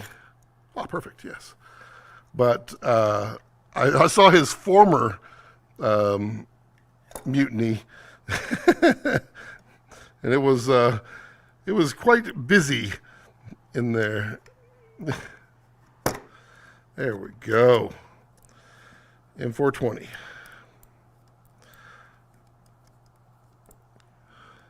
Unless you have red ones, Mike, you don't need to send them. I've got them. Yep, those are they. Ooh, nice. Ooh, okay, so then this goes right around here. Plugs it. Ooh, nice. Goes in nicely. And now we have the candy cane. The candy cane. Come on, look at that. It even matches the nice PL adapter on the front. I like that. I guess that is, yeah. So then there's that, and then let's see here. Put that to the side. Well, it would have been funny if I didn't have the screws, and I'd been like, all right, let's put it on with Velcro. Gaff tape.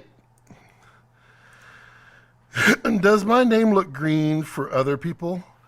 Yes, because you are a channel member, Cognition, which means that we thank you for your contribution monthly into keeping this channel awesome and allowing us to try out cool new things like the new Mutiny X side. All right, so people were asking, well, can you get your finger in there to push the record button? Yes, but you know what else is cool? Oh, well, that's like putting your finger in a light socket. You're right. But look. Ooh, listen to that. Now that's a tactile click. You got remote trigger right there for recording with a record LED. That's kind of cool. So you got your power in, so you could do.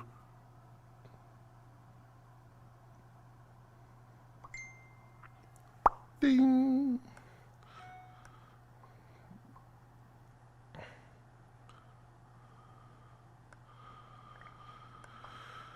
Well, I had a friend looking for people in Dallas. Everybody's booked. It's wild. So you can get to the power switch right here. Flip it on and off. There is ample room you can see between. So if you look, you could see my eye. So there's a lot of room under there for airflow. And the air can flow through. You end up with a whole bunch of, well, it's a giant cheese plate is really what it is. And thank you for doing different sizes, because like it's not like the cheese grater from Apple, which really sets off my, what's the fear of holes thing, or the uncomfortable around holes. And let's see what else we got here.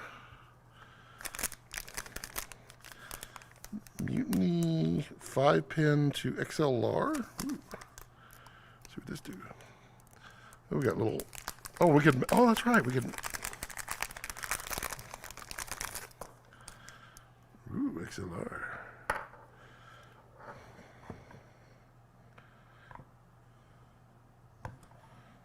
Control. Genlock time code.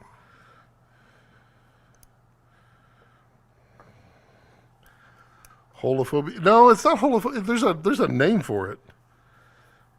Now we've got the XLR input there. That's kind of cool. And then let's see. This is for the. This is the plate for the X side, so we can mount it. Okay, that's cool.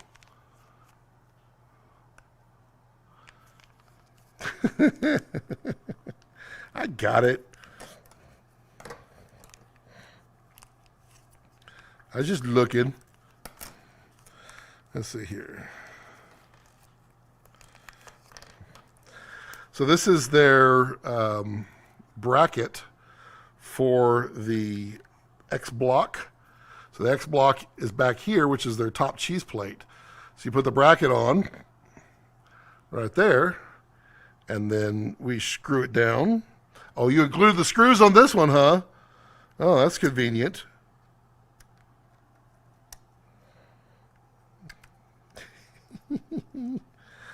All right, so this one is going to be this size.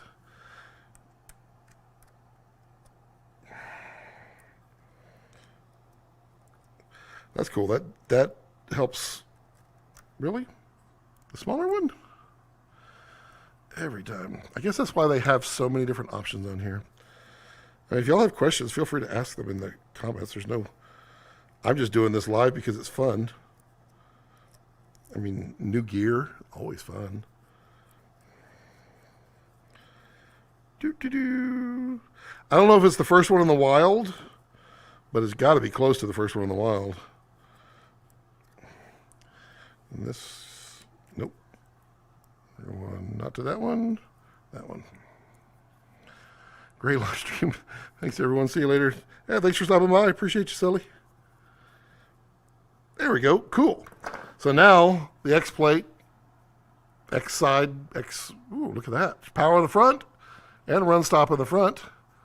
Ooh, I know what I'm hooking up into that. Nice. So then you got your control, time code. So you can come back out with a 9-pin. That's pretty slick. That means I could go out.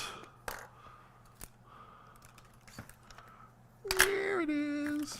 There it is. I could go out to. Is it over there? Of course it is. Why would I have it over here where I need it?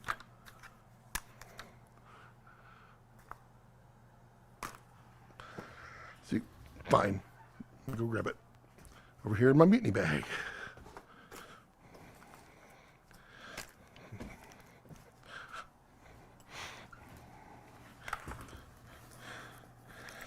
Let's see, we're digging in the mutiny bag. Is it mounted on something? Oh wait, there it is. There it is. Cool. So, all right, so there we go. So now I could come off this little nano port replicator. I could come off, attach that here or here. That would be weird. Maybe. No, not there. Ooh. Come off the back, right in the V-mount way. No. Doesn't matter over here. Mount to the side, and then I could patch in the 9 to the 9, and then I have more ports. I mean, you don't really need more timecode ports, but you know, all the good stuff. Small HD camera control or other accessories. We didn't want to rob you of your 9-pin port. That makes sense. And then I guess if you were really, really obtuse about it, you could use the 9-pin to 9-pin as well. Then you're additionally not robbed. So you come in and you just keep daisy chaining all your ports on here, and you can just continue to add all kinds of accessories. Although I wonder how many it could actually support. I need to get all these screws back in here. All right, who's got questions on it? Oof, I need to keep these from. It's funny. This is the tube of red screws. Back when I bought my Epic, you could buy the tube of screws for like $25, I think it was. And I think this whole time, I'm pretty anal about not losing screws. I think I've only used this like once or twice for screws. Look at that mutiny patch. Ooh, the white one. Look at that. So that's pretty slick. I do love the color. I do love the color. That looks pretty cool. Now we just need like a red for this side. Just something. I don't know what. Something to mount with the area rosette. Ooh, we got a little indention here. Interesting. What's that for? An indention right here. Future plans. Scott, when working with 8K or 6K footage, do you edit on a 4K timeline or you do it native 6K, 8K timeline respectively? I was 6 and 8K. I'm doing it on a 4K timeline, mostly because I'm rarely finishing anything in 8K, although sometimes I do.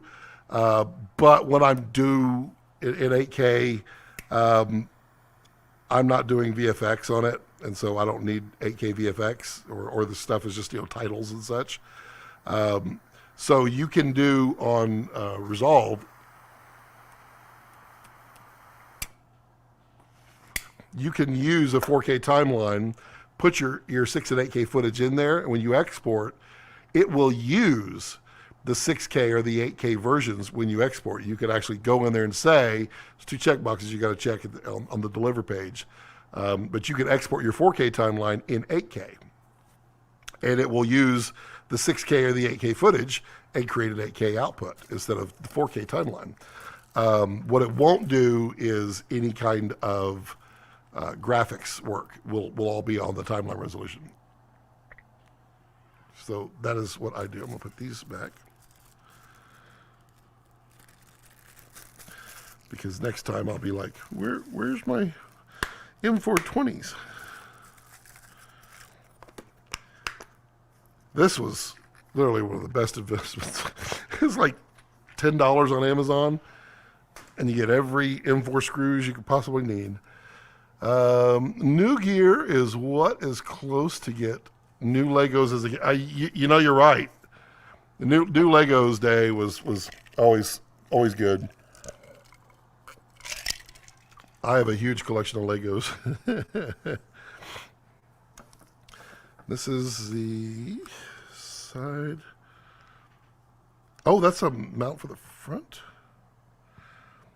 What's this mount for? Oh, it.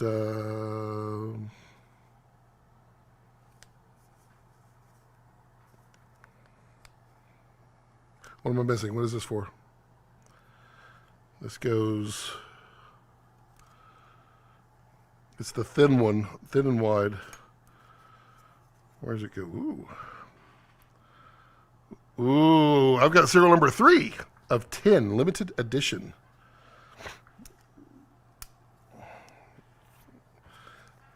Let's see here. Commission. Your name reads blue on my screen. I can't share a screenshot here yet. Direct to top of camera if you don't have X. Got it. That makes more sense. Okay. So yeah, if you don't have the X block on the back, which you should because it allows you to use like the V-RAPTOR handle, then use this adapter. This allows you to then screw down onto the X plate, and then it goes directly onto the top of the Komodo. So you are mounted front and back. Very secure. It actually looks really nice on here. I like that. Very cool. Very cool. King just wondering if everyone's own name looks different than what others see. Your name will be color coordinated based upon the level of support that you are. So there's a little film in the chat. There's a little film strip next to your name. The color of that depends on the level of support that you do in the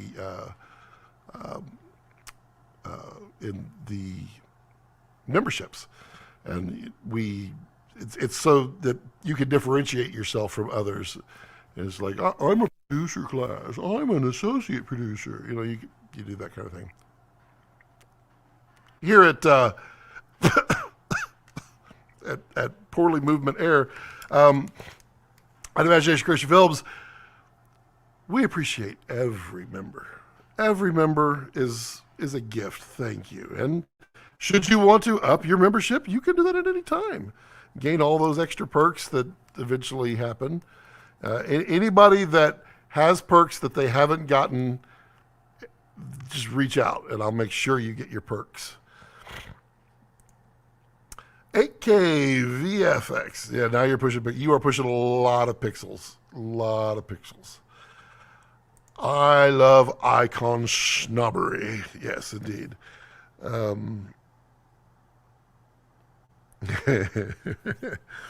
Yeah, the cool thing with the little braces for the top, Mutiny includes the screws for that one. That's pretty funny. He clicked to that like right before it showed up. He's like, I might have forgotten screws. I just thought that was funny.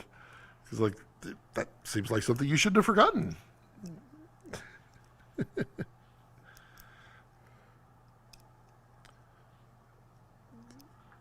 But if they're cool anodized red, I'm going to want those.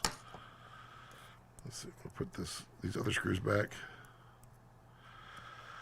Stupid-doo-doo-doo. Why is it getting hot in here? It's getting hot in here. That's why. It's cold outside, folks. It is, we've had like 35-mile-an-hour winds today. It has been brutal. They were blowing in. Wife and I were under the house last night securing insulation because we're going to be in the teens next week. And we had like a little windstorm blow through and blow out some insulation underneath the house and needed to resecure that. And boy, am I glad we did last night because, whoo, that would have been a bit fun this morning with all the wind.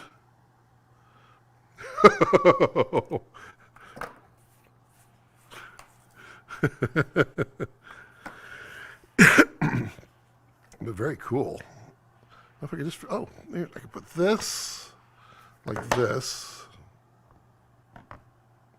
and then I could use this, which is definitely not a filter that I'm allowed to talk about at all.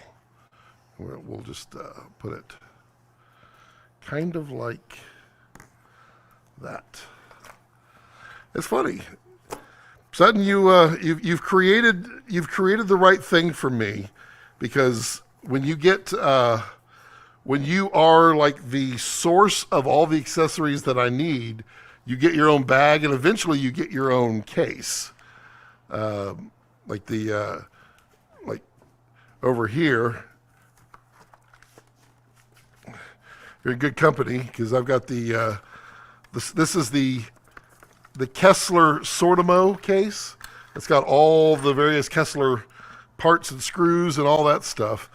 The Kessler stuff spilled over into a Sortimo, and I have a Sortimo ready. Sutton, you're in a bag right now, but you're quickly outgrowing your bag. But it's always good when you have the product that you always need. You just grab one bag and you'll be able to solve any problem. I like that. Okay, let's see what we got here. I just love icon snobbery.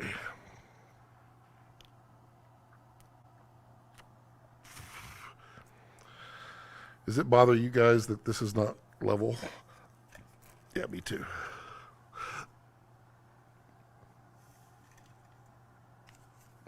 Get right into the light. You can see the light. Step into the light. Stay away from the light.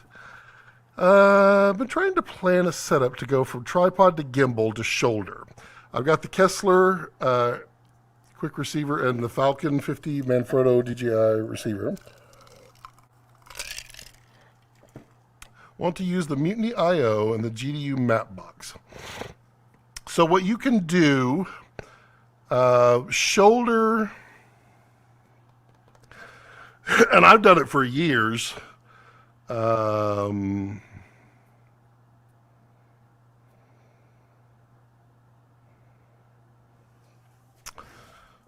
one piece is being used, but so like for instance, for IntKnit on I have one of the old wooden camera shoulder rigs, which is a plate like this that you put the handles on, and they super comfortable handles. I do like these handles a lot.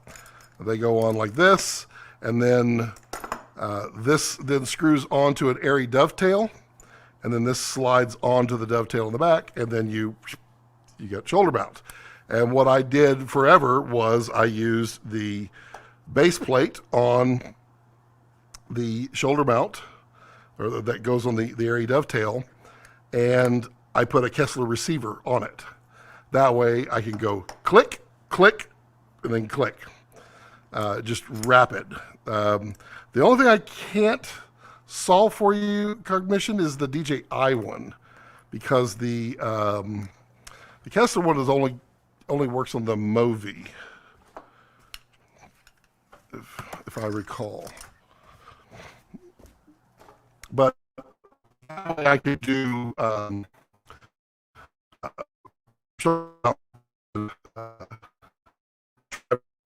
then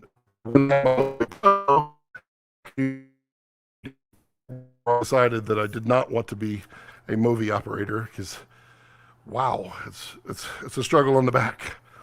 Then I stopped doing that. And then the shoulder rig is hilarious.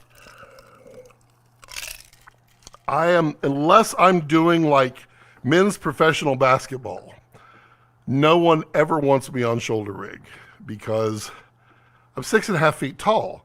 So all you're going to have is this like downward angle looking at everybody. It was kind of funny. I was doing a shoot for agriculture in Texas, and the kids were part of this family that was doing this, and I was like squatted down on shoulder to get the kids. It's kind of funny.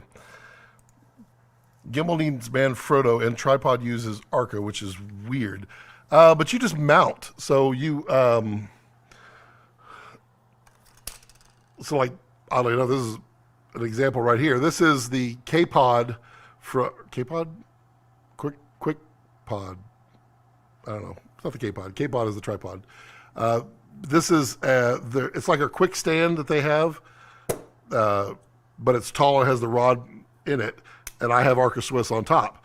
What this does is, if I needs to be able to take on and off rods really easily, camera goes on top, this goes on to the next thing, and the rods are on here. Super fast, super easy. But I put this on, I put on a lot of things. If you saw on my, let's see, I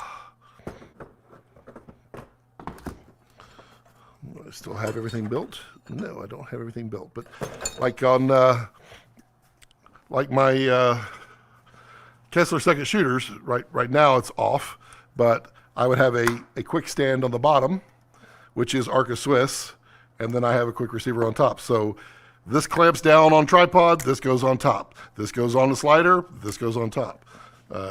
It's on my slider as well, so I can just constantly just change out everything, all using the Arca Swiss. And I do love it. Arca Swiss is great for everything until you're into the big cinema lenses, and then you really need to go the airy dovetail. Trying to picture that, Scott. Trying to picture the shoulder mount. I wish I could show it better. I simply can't.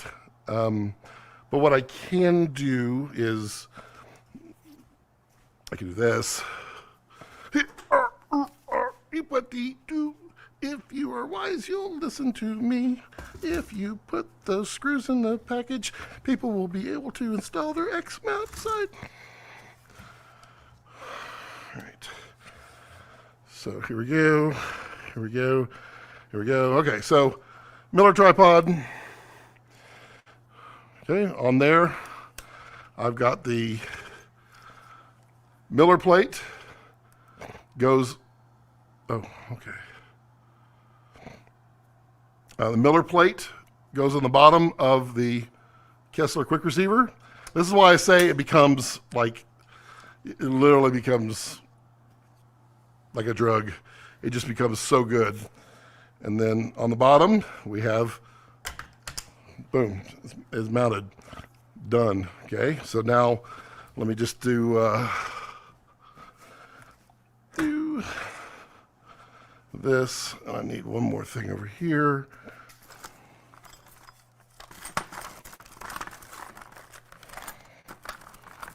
I cannot see. And that is the biggest problem right now. Like the Oompa Loompa Oompa Dee Doo. I don't have another. Well, we'll just do this then.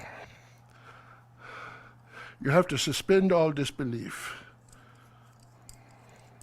I'm literally using everything.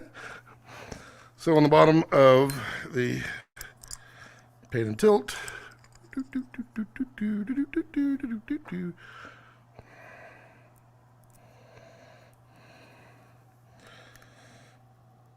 All right. So now we got pan and tilt here. And assume it has a quick stand on it. Right now it just has a standard Arca Swiss plate. This comes off. That goes on. And that goes on. I mean, it's backwards, but I can't turn it right now. But, I mean, I could just quickly go from piece to piece to piece to piece, just all day long, take it, move it, as fast as I can go. This goes on. Don't knock that out. Where did I put my, oh, it's over here. The Cine slider. Cine slider, same thing. Take this, go right on there, lock it in, put the camera on top, take it off. I just want to put the camera on there. I just need a standard simple motion. I mean, it's the same thing. The only difference is for you, for the shoulder mount, is where you would, the shoulder mount's going to have some kind of sliding mount that goes on it so that you can put it in the appropriate place. There we go. Ooh, it's pretty. I'll move this over so I don't bump it. You got to bump it.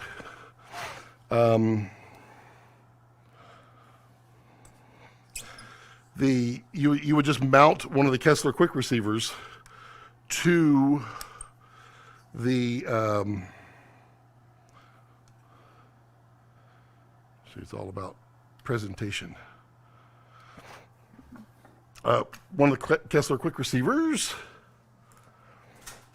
mount it to whatever that mount is on your shuttle. So basically, you convert everything to Arca Swiss, and then you can move around as fast as you want. Your audio was schlung. Let's see here, quick plate. Okay. I got the Kessler receiver and the quick plate from watching your vids. Gotcha. Okay. Multi-layer setup is sweet. It's fast. I mean, I can literally move so fast. Interesting. All right. Well, I'll demo that. I'm going to grab a flashlight. Mike is sharing some tidbits for you youngsters out there. Not for me, for definitely you youngsters. So take a mild-mannered Arca Swiss plate. We'll choose thusly. You following me already? Some of y'all are already like, oh, I know what he's doing, because you're young. You haven't figured it out that it ain't real. It's all fake. Ready? Here we go. Da-da-da-da. Vertical video. Now I'm cool, right? I'm a 20-year-old. Yay! So that. I'm a little bit of a perfectionist here. Hard to tell, but there you go. Now you can shoot vertical video. Don't want to do that vertical video because you've grown up. There you go. Now you're, ta-da! You could mount it with multiple screws. I just did it quickly with one. And with the Kessler rubber on here, you don't mess up that beautiful non-stick coating. You could fry an egg. Probably shouldn't. All right, let's see. Did I lose my prop again? Yep. All right, fine. We're not doing the prop anymore. Fine. It's all over. Thoughts on the breakthrough Mofage? I personally really like the breakthrough a lot. I use it. Period. I have both the PL and I have the EF, and I use it. I absolutely dearly love it. I love it. This is it over here. This is the Cinema DFM, and I have the, that's the, fine, let me just pull this off. I wasn't planning on pulling it off today. We got the full rig here. Here we go. We've got the Super 35 V-RAPTOR here, and we have the Cinema DFM right here. I love it. I mean, if you're at V-RAPTOR, you should seriously consider the. It's got that nice thunk too. You kind of, yeah. And then you can adjust your variable ND, and then you could drop in any other filters as well. But if you're in V-RAPTOR, you should seriously consider the red END because it is so slick to just be able to boop, boop, boop right on your monitor. This is anamorphic Super 35 V-RAPTOR right now with the new Tilta.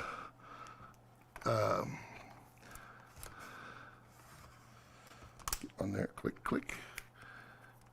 The new Tilta wireless follow focus, which I gotta tell you is pretty good. A lot of the complaints of the old one are history. There is one little weird quirk though. I don't understand why they do that. I have to talk to them, see if they're going to change that. But for the most part, oh man, has it got power and speed? Yeah, it's got all those things. That's pretty. No, you said that's purty. It's P-U-R-T-Y. That's how we say it here. I think I got it now. Thanks, Scott. You're welcome, Cognition. I am happy to. That's what I do on here. Literally, is I'm such a nerd and a hoarder, probably mostly hoarder. If somebody asks a question and I can demo it, by golly, I'm going to demo it.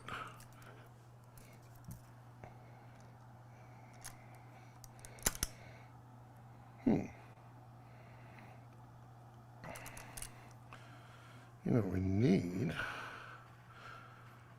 I need to go to the GDU because those handles would come off sideways. So that gets a little tight. Well, actually, that's not bad. You can grab it. It'd be cool to offset it if they made a, well, that's one piece. They can't do that. But they could. Okay. It's okay. I meant cycloning. Met Jerome, breakthrough or red END if money is no object? If money's no object, honestly, the red END. I mean, if you're buying Komodo OG, the red END, that's tough. That's a tough buy because you're talking $6,000 plus $4,000. That's tough. Not at all fair. But when you're in Komodo X and you're at $10,000, and then you're going to add $4,000 on the front, not too far off, especially if you have multiple RF cameras. Say you have a Canon RF, well, you can put the END on there, and now you can share it. If you have if you have a V-RAPTOR VistaVision, it's like a no-brainer. Just get the red END. If you have a Super 35, it's pretty much a no-brainer. It's a small amount of money for a lot of convenience. Yeah, it's $3,500. Sorry. So it's cheaper. It's $500 off. There you go. Actually, is it? Is it still? What are the? Is that discounted? I wonder. I know the Komodo X stuff is discounted, but is the E&D? I bet it's not. I bet you that sucker is priced as low as they can get it. I really need to get the Red Pro I/O module. At least review that. I really need to. Okay, there's the E&D. So it's not on sale. But what you can do is you can buy, I forget, if you look at on the red E&D review I did of the E&D, you could buy the rails and the mount for it for Komodo, Komodo X, and V-RAPTOR. So you can literally just securely mount that up everywhere. Now that's a cam, that V-RAPTOR. Yeah, it's pretty nice. $3,100. I don't think it's on sale. It looks like it's regular price. $3,500. It's not part of that back to school special. But man, that back to school production special, that's a pretty cool deal. That still goes on till the 15th, right? I want accessories. I want cameras. Camera brains. 4 production options. Or is it? Do they get internal error?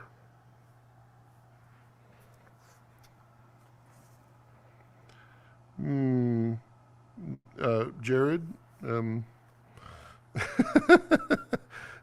I broke it. It's back now. Oh, they must have. I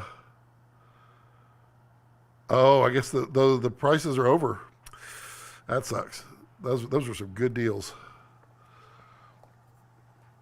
Let's see here. Matt says, I'd love to go full-time PL mount, but I still use my Canon zoom telephoto with EF must. Would love to have only one. You can't, unfortunately. As much as we want to, we can't. Because they don't line up. They just don't. The breakthrough cinema DFM, you get like the clear. So this is the clear filter there in the nice case. This one is the circular polarizer as well, and then I also have the nighttime filter, also very cool.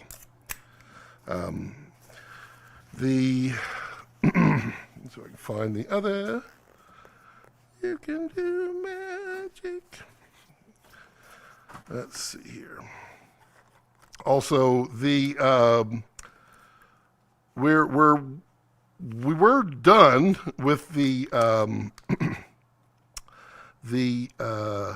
Nanlux 2400B review. However, a new part is coming, which makes it better. So I'm going to hold briefly on it, get the new part in, which will be here Wednesday, and then we should have that review out. Where did I put the other thingy? That is rather odd. Oh, is it in the cabinet? It's probably in the cabinet.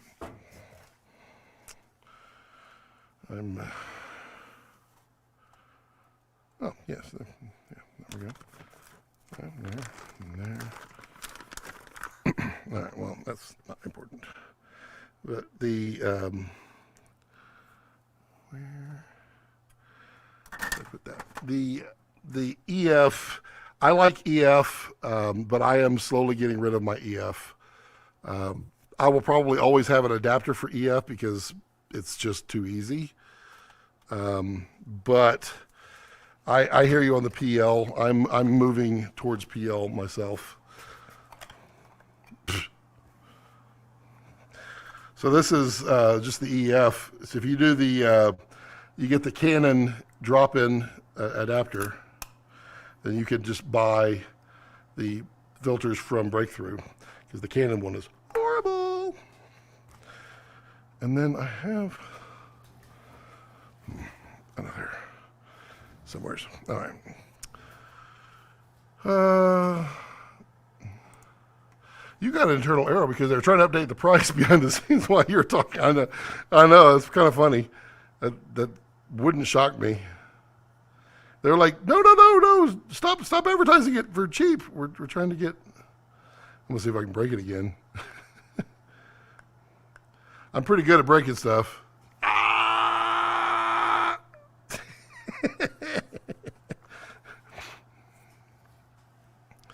Pretty good at breaking stuff. I am. I also seem to be the guy who can get CA to show up on any lens. I don't know what's up with that. All right, who's got questions? Who's got? Let's see here. Oops. Sudden, there we go. PL can adapt to anything in most cases. Exception is lenses with long back elements, but most current ones can. Yeah. PL can. Yeah, you could take a PL because it's so long and put it on basically anything. What he's talking about, that depth. There are PL lenses where they're trying to keep the package so small that they protrude out the rear of the PL. See if I can show that. I don't think I have a PL that has a protrusion. The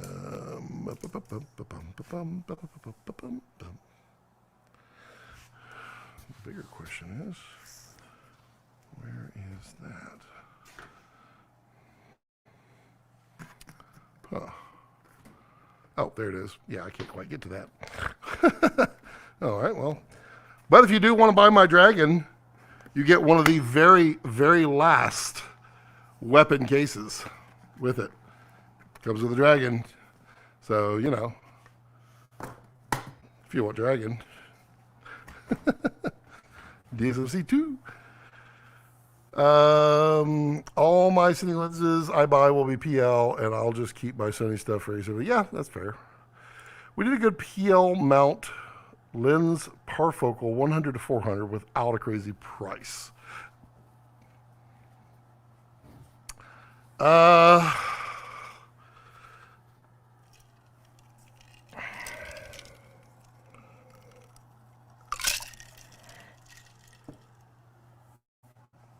Yeah, I can't think of one for sure. My guess is because that's just not a very common focal length for cinema.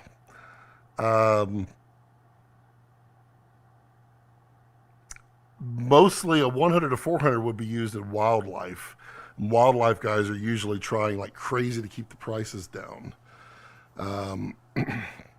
Laowa Rangers are quite nut. The review for the Laowa Rangers should be out first of next week, probably Tuesday. And the Laowa Rangers are now 10% lighter, which is interesting. I didn't find them that heavy, but they're good lenses, and they're pretty daggum sharp, and they are parfocal. And I proved that on the lens charts, so you'll see that on the review. But those go to 180. So it's 70 to 180, and it's nice. I would say, I know you're PL, but like if you're in the red world now with DSMC3, unless you have the Raptor XL, you're going to have RF. So that gives you the best of both worlds. You put a PL on there, you got all your PLs, you got RF, you can handle all the bad boys. There's definitely a bunch of really good lenses coming out in RF that are phenomenal. This one is absolutely one of my favorites for wildlife.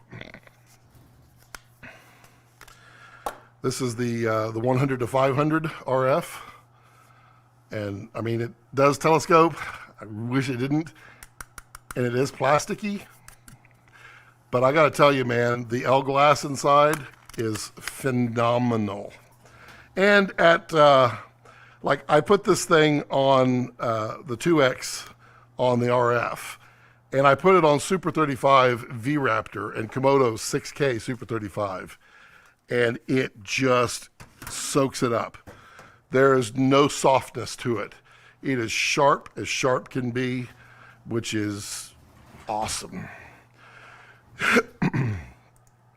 The range is still too short. Would love a longer. Well, I mean, there's the 50 to 1000, Matt. You can always do that. The Canon 50 to 1000, like the best cinema lens for wildlife there is. Kirk Mission, thumbs up. What do you think of the Module 8 for pluggable cinematicness? I'm supposed to get them in to test them. They were waiting on something that was going to make it even cooler. And then I will be reviewing a set of them. When I played with them initially, 2 of them I really liked. One of them was okay. It was just my style. I didn't care for the look of it. But that's, I mean, I wouldn't buy those lenses either. So, but I thought they're pretty cool. They are not perfect. They are not a 1-to-1, but pretty cool. Pretty cool. Audio the 100 to 400 Mark II, and still pleased with it. Moneymaker for my projects. Yep, there you go. I will pull my Canon contact to test that. Don't worry. Matt, if you have a Canon contact that will let you do that, send it my way. I would really love to test that bad boy out.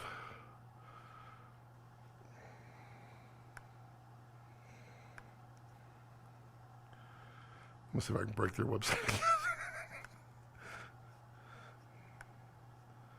Really not doing that much. Just going back and forth. No, it's not breaking down. They must have fixed it. The red guys are on there going, fix it, fix it. Or maybe it was all the Mutiny IO plates. And everybody's like, all right, well, the Mutiny IO plate is here. Let's go ahead and order our Komodo X. Okay, who's got... seriously, Matt, if you have a contact, that is one lens I really want to try. That one and the, what's the new one coming out? The 200-400 is the standard that everybody loves. But there was one that was coming out that was going to look pretty good. It's like a 100-300 2.8. I think it was. Let's see if Canon surprises us with some good releases. I know that there is stuff coming from them with some cool stuff, and there's some cinema stuff coming from them. I would guess the NAB. Yeah. Well, Matt, I'm sure your Canon guy has a friend in the U.S. I do have a friend that works at Canon. He's one of their reps. I've just never asked him for anything. I should. I don't want to keep it. I just want to borrow it and review it. Plus, you need full frame mirrorless, Scott. I do have full frame mirrorless. It's on Monsieur Rex over there. This is my my R7, and then R8 is down there with Rex, which is, oh, well, there's no Rex, so I was like, I forgot, Rex is not there. That Mutiny plate is so sweet. Not sure about going with the IO V-mount box or that. Thinking about it. I do want to get the, because like getting full-size full-size V-mounts on the back, or at least the Granite Minis from Blue Shape would be really nice to be able to get on there. But it does do well. Look at that. So I'm just trying to get the right lighting.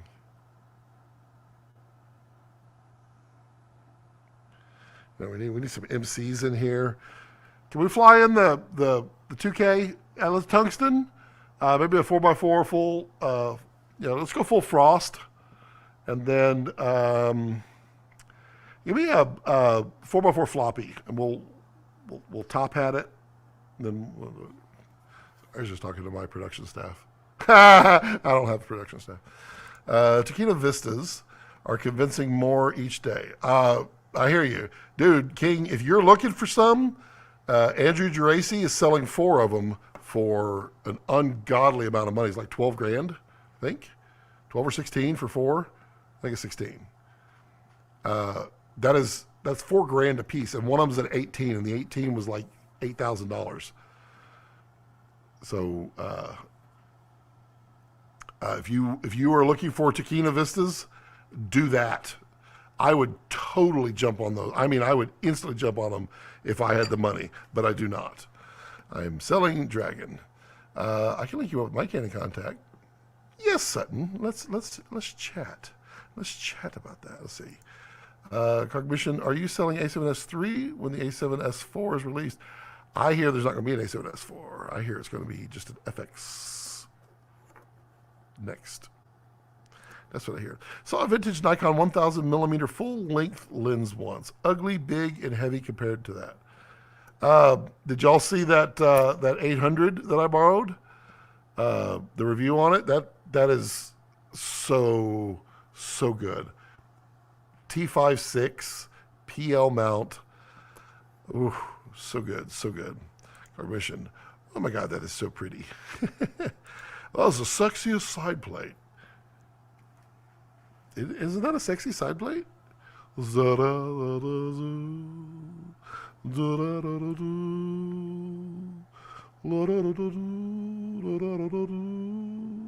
I like that right there. That color. Just a little bit of pop right there. There we go. Why is he offloading them?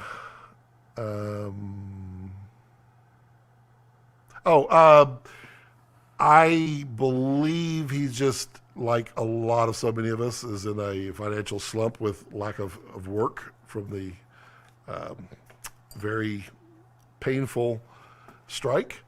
And I'm assuming that's why he's offloading them. I don't know for a fact, but they're not bad. If there was a problem with them, I know the guy that would fix them, so it's not a problem. Yeah, it's if you're looking, King, if you don't know who he is, hit me up, and I will get you in contact.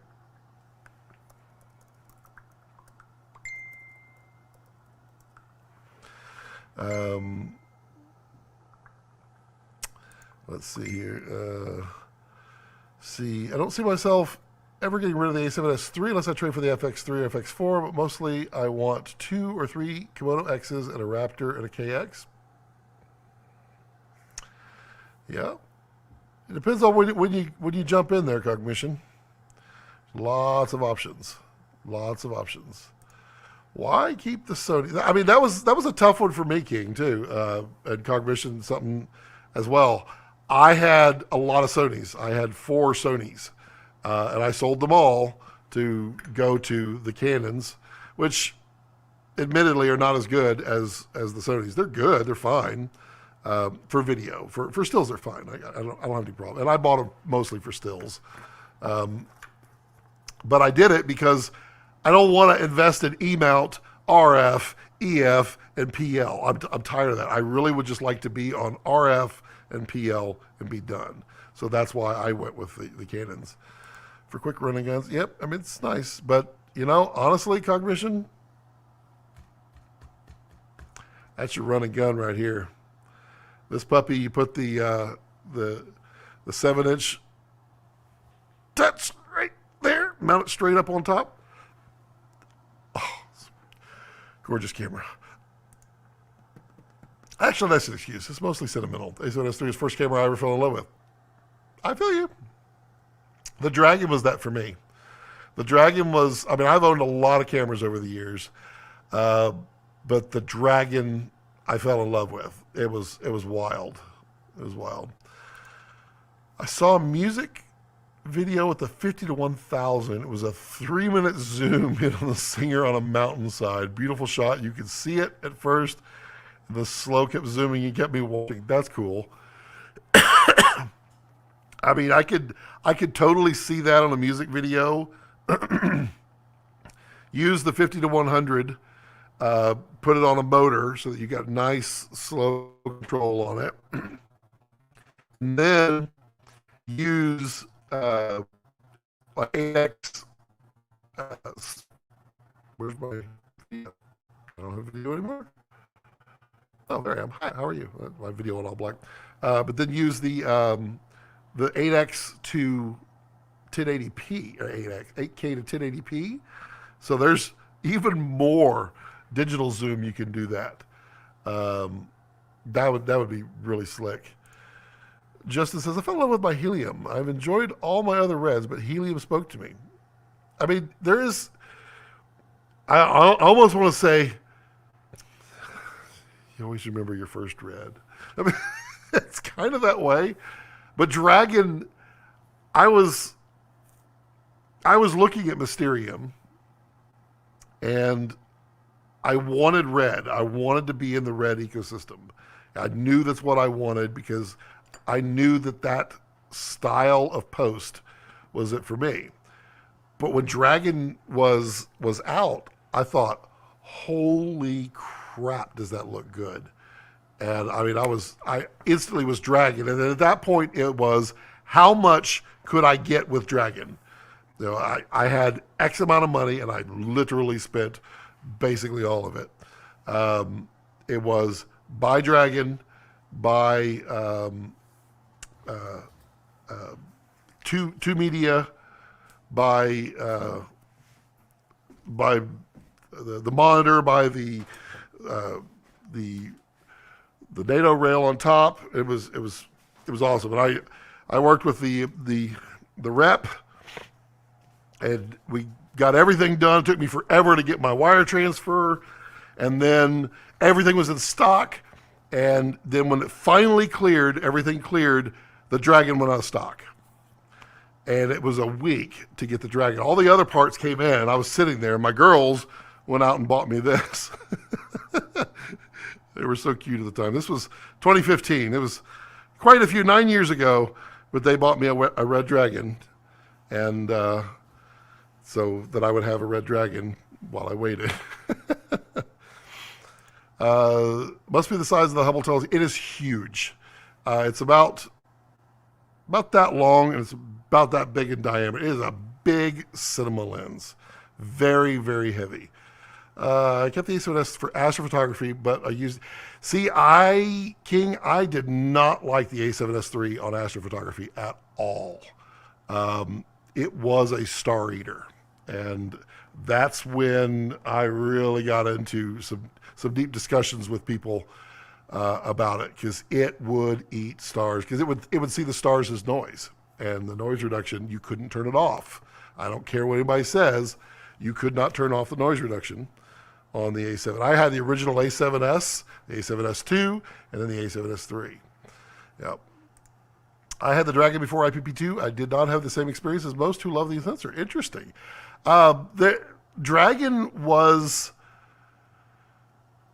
really nice on, what was it, Red Camera 4, and what were the two? Man, the old classic. But I got to tell you, when IPP2 came out, it was stellar. It was night and day, because you can even take your old footage and run it through IPP2, just switch it, and you get that color. And it was beautiful. And then, like literally, I was mentioning a couple weeks ago, I got a new node structure and a new way of doing color in Resolve, and it totally transformed everything again. So I've literally gone back. If you look on my intros to my videos, you'll see my wife running through a field in a sundress with the sun in front of her with the orbs. That was one of the first shots that I shot with the Dragon. But I take that shot now, bring it into IPP2, and it looks way better. Then I take it and put it into this new node structure with color. Oh my God, it's incredible. Mysterium X was the original GOAT sensor. Yep. Matt, I often shoot for TV, live broadcast, and I love those 12 to 15 to 20. Yeah, those things, the $200,000 lenses. Maybe we'll look at. So they're hard to do because those are like, what, B4? They're really small sensors for those. There is an adapter, though. Red makes, I think, no, Red or Breakthrough. Somebody has a B4 adapter for the Reds. You do that. Yeah, the noise reduction is what led me to investigate Red. Yep. Scott, do you miss OLPFs? Well, I mean, they all have them. I mean, the Komodo X has an OLPF. It's just I can't swap it out. Do I miss them? So when I had, fine, you can do that. I'm about done. When I had the original Dragon, I originally had the skin tone highlight OLPF, and then I bought the low light. The low light was horrible with reds, like the color red, like red tail lights. And the skin tone was really good, but the skin tone would cost you about a stop, 1.2 stops of light. Look at this, isn't it pretty? My candy cane. So after a while, Red was doing working on the orbs because there was this wonderful thing of reflections that would pop back with these orbs, and then they came up with the standard OLPF. And the standard OLPF was 85% as good as the skin tone, but had like all the low light capabilities or something like that. And it worked really, really well. I bought that, and I've never used any of the others ever again. Never. When I got DSMC 2, I didn't use it. So it was just standard. And that's what these basically are. They're tuned for each camera, but they're basically the standard. The Blackmagic cams are just ugly, though the image is captivating. It's the IR pollution. The C70 is a performer, but I don't trust Canon as far as I can throw them. Consider Panasonic due to the tools. Panasonic is okay. I'm not. I've had a good run with them, but today I don't feel like their heart's in it. C70 is a good performer. I don't think there's any problem with trust on the C70. I think the trust comes from like the C200, the C300 Mark II, the C500 Mark II. Those they're good. The C300 Mark III is better. They're good. They're just not everything, you know. Dirk, hey, what's up? King C70 is probably the most convenient cinema body camera or Canon has right now. Yeah, I don't consider it a cinema body. I literally am disgusted with the shape of the C70. I don't like holding it. I've got many friends that have it, and I've shot with it many times, and I don't like it. Call me old-fashioned. Call me undeniable. Panasonic is a huge company. They should be competing toe-to-toe with Sony. Yeah, but they gave up their sensors. They had some really cool sensors coming, the organic sensors that they were touting. It was really wild, but they just gave up. They said, no more. We're not doing sensors anymore, and now they're using Sony's. That was the GH5. Then you have the GH5 II, GH5S, which was the Sony sensor. Kind of like the bus. Yeah, C70. Blackmagic, the magic of the stones.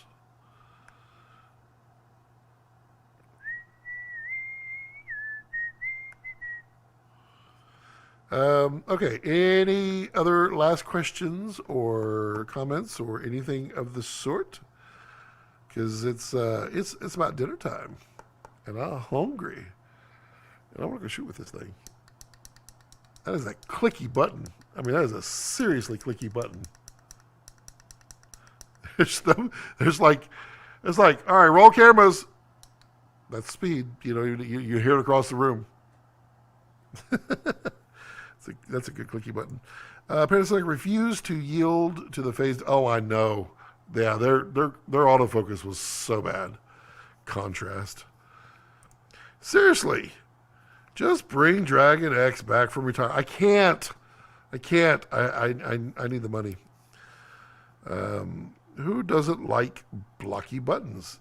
I mean, it's true.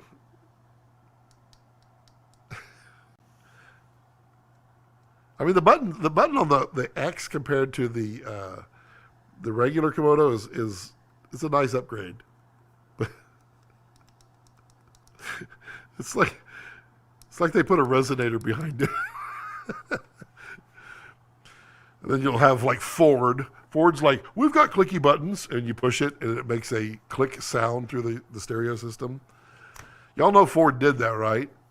When they went from their V8s to their V6s and their four cylinders, they recorded V8s, and they would pipe the V8 sound through the sound system, even when the sound system was completely turned off, so that your four cylinder would sound more like an 8-cylinder.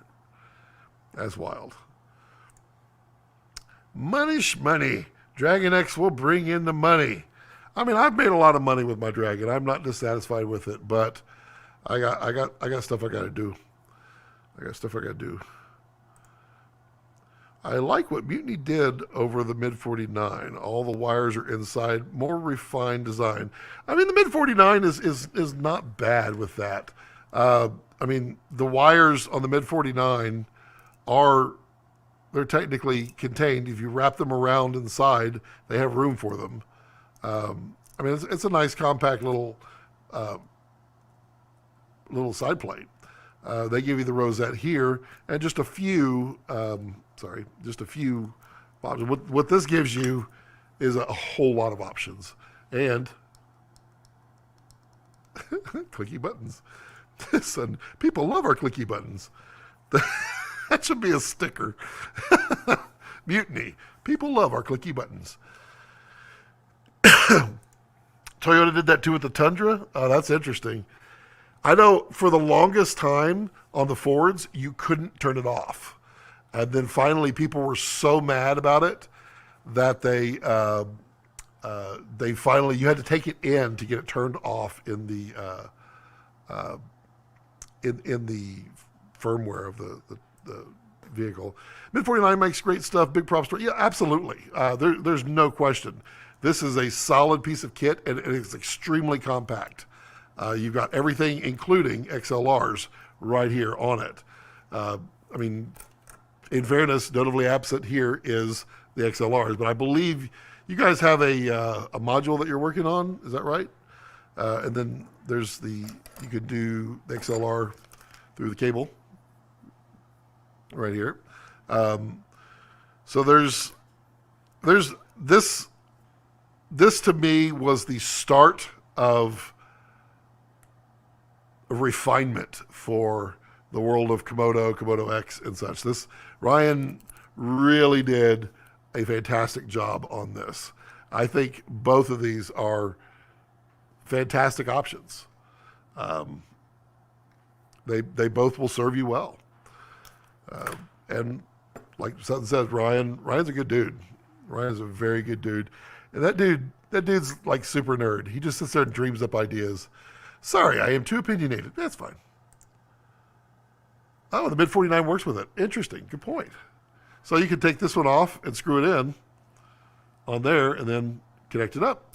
Mid 49. And this to me is the absolute smallest. It's hard to see.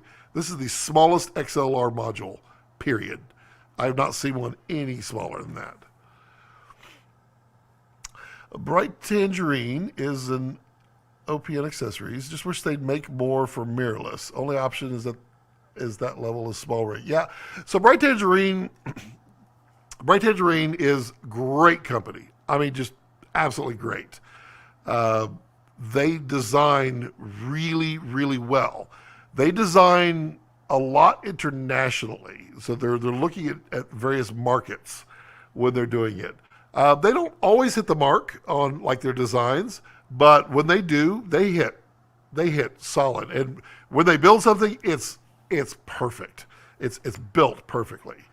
I don't have any negatives with Bright Tangerine other than some of their designs don't work with the way I work. But that's not their design. That's just my preference on that.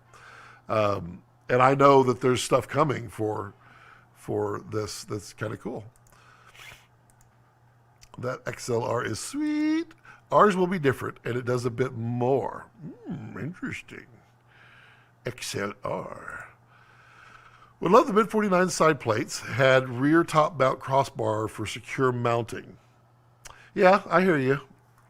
There's no reason. Yeah, there is.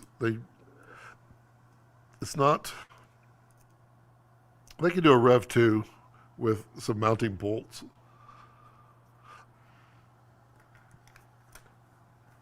That would work. Alrighty then. Okay, it is 6:45. I've been doing this 2 hours and 45 minutes because I care about you. I care a lot. Pretty slick, but it's not level. Do you ever run 2 monitors for your Komodo X? Yeah, I have. It's not often, but I have, because you.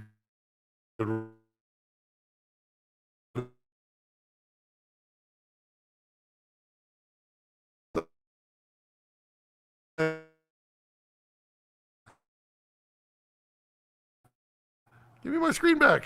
There I am. Screws in the mail. I'll be doing a full review on this soon. I mean, it's you guys got the instantaneous look review of it, but I'll be doing a review on that one soon. A little short review. Doesn't need to be a whole lot. It's a single device that does a few things.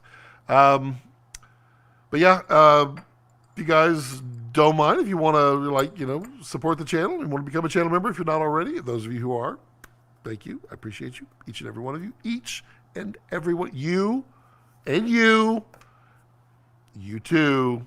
Oh, you. If you're gonna order anything, like through B&H, if you're in the U.S. or Amazon, if you use my affiliate links, it really does help. I appreciate each and every one for that. Also, remember ScottyBGoods.com for my smoky salt and smoky pepper recipes coming very soon. But if you haven't tried it, it's good. It's so good. This you can't get the red one anymore. Who knows? Maybe they'll do a special color again. Maybe not. You never know. Maybe it's forever. Forever, ever. And the clicky buttons. But the black ones are available now. I don't know if the first batch is all sold out, but there'll be more coming, I'm sure. Just notice the channels to the lens side of that plate. Yeah. Oh, I see what you're saying. Yeah. I hear you. It's almost like there's a plan there.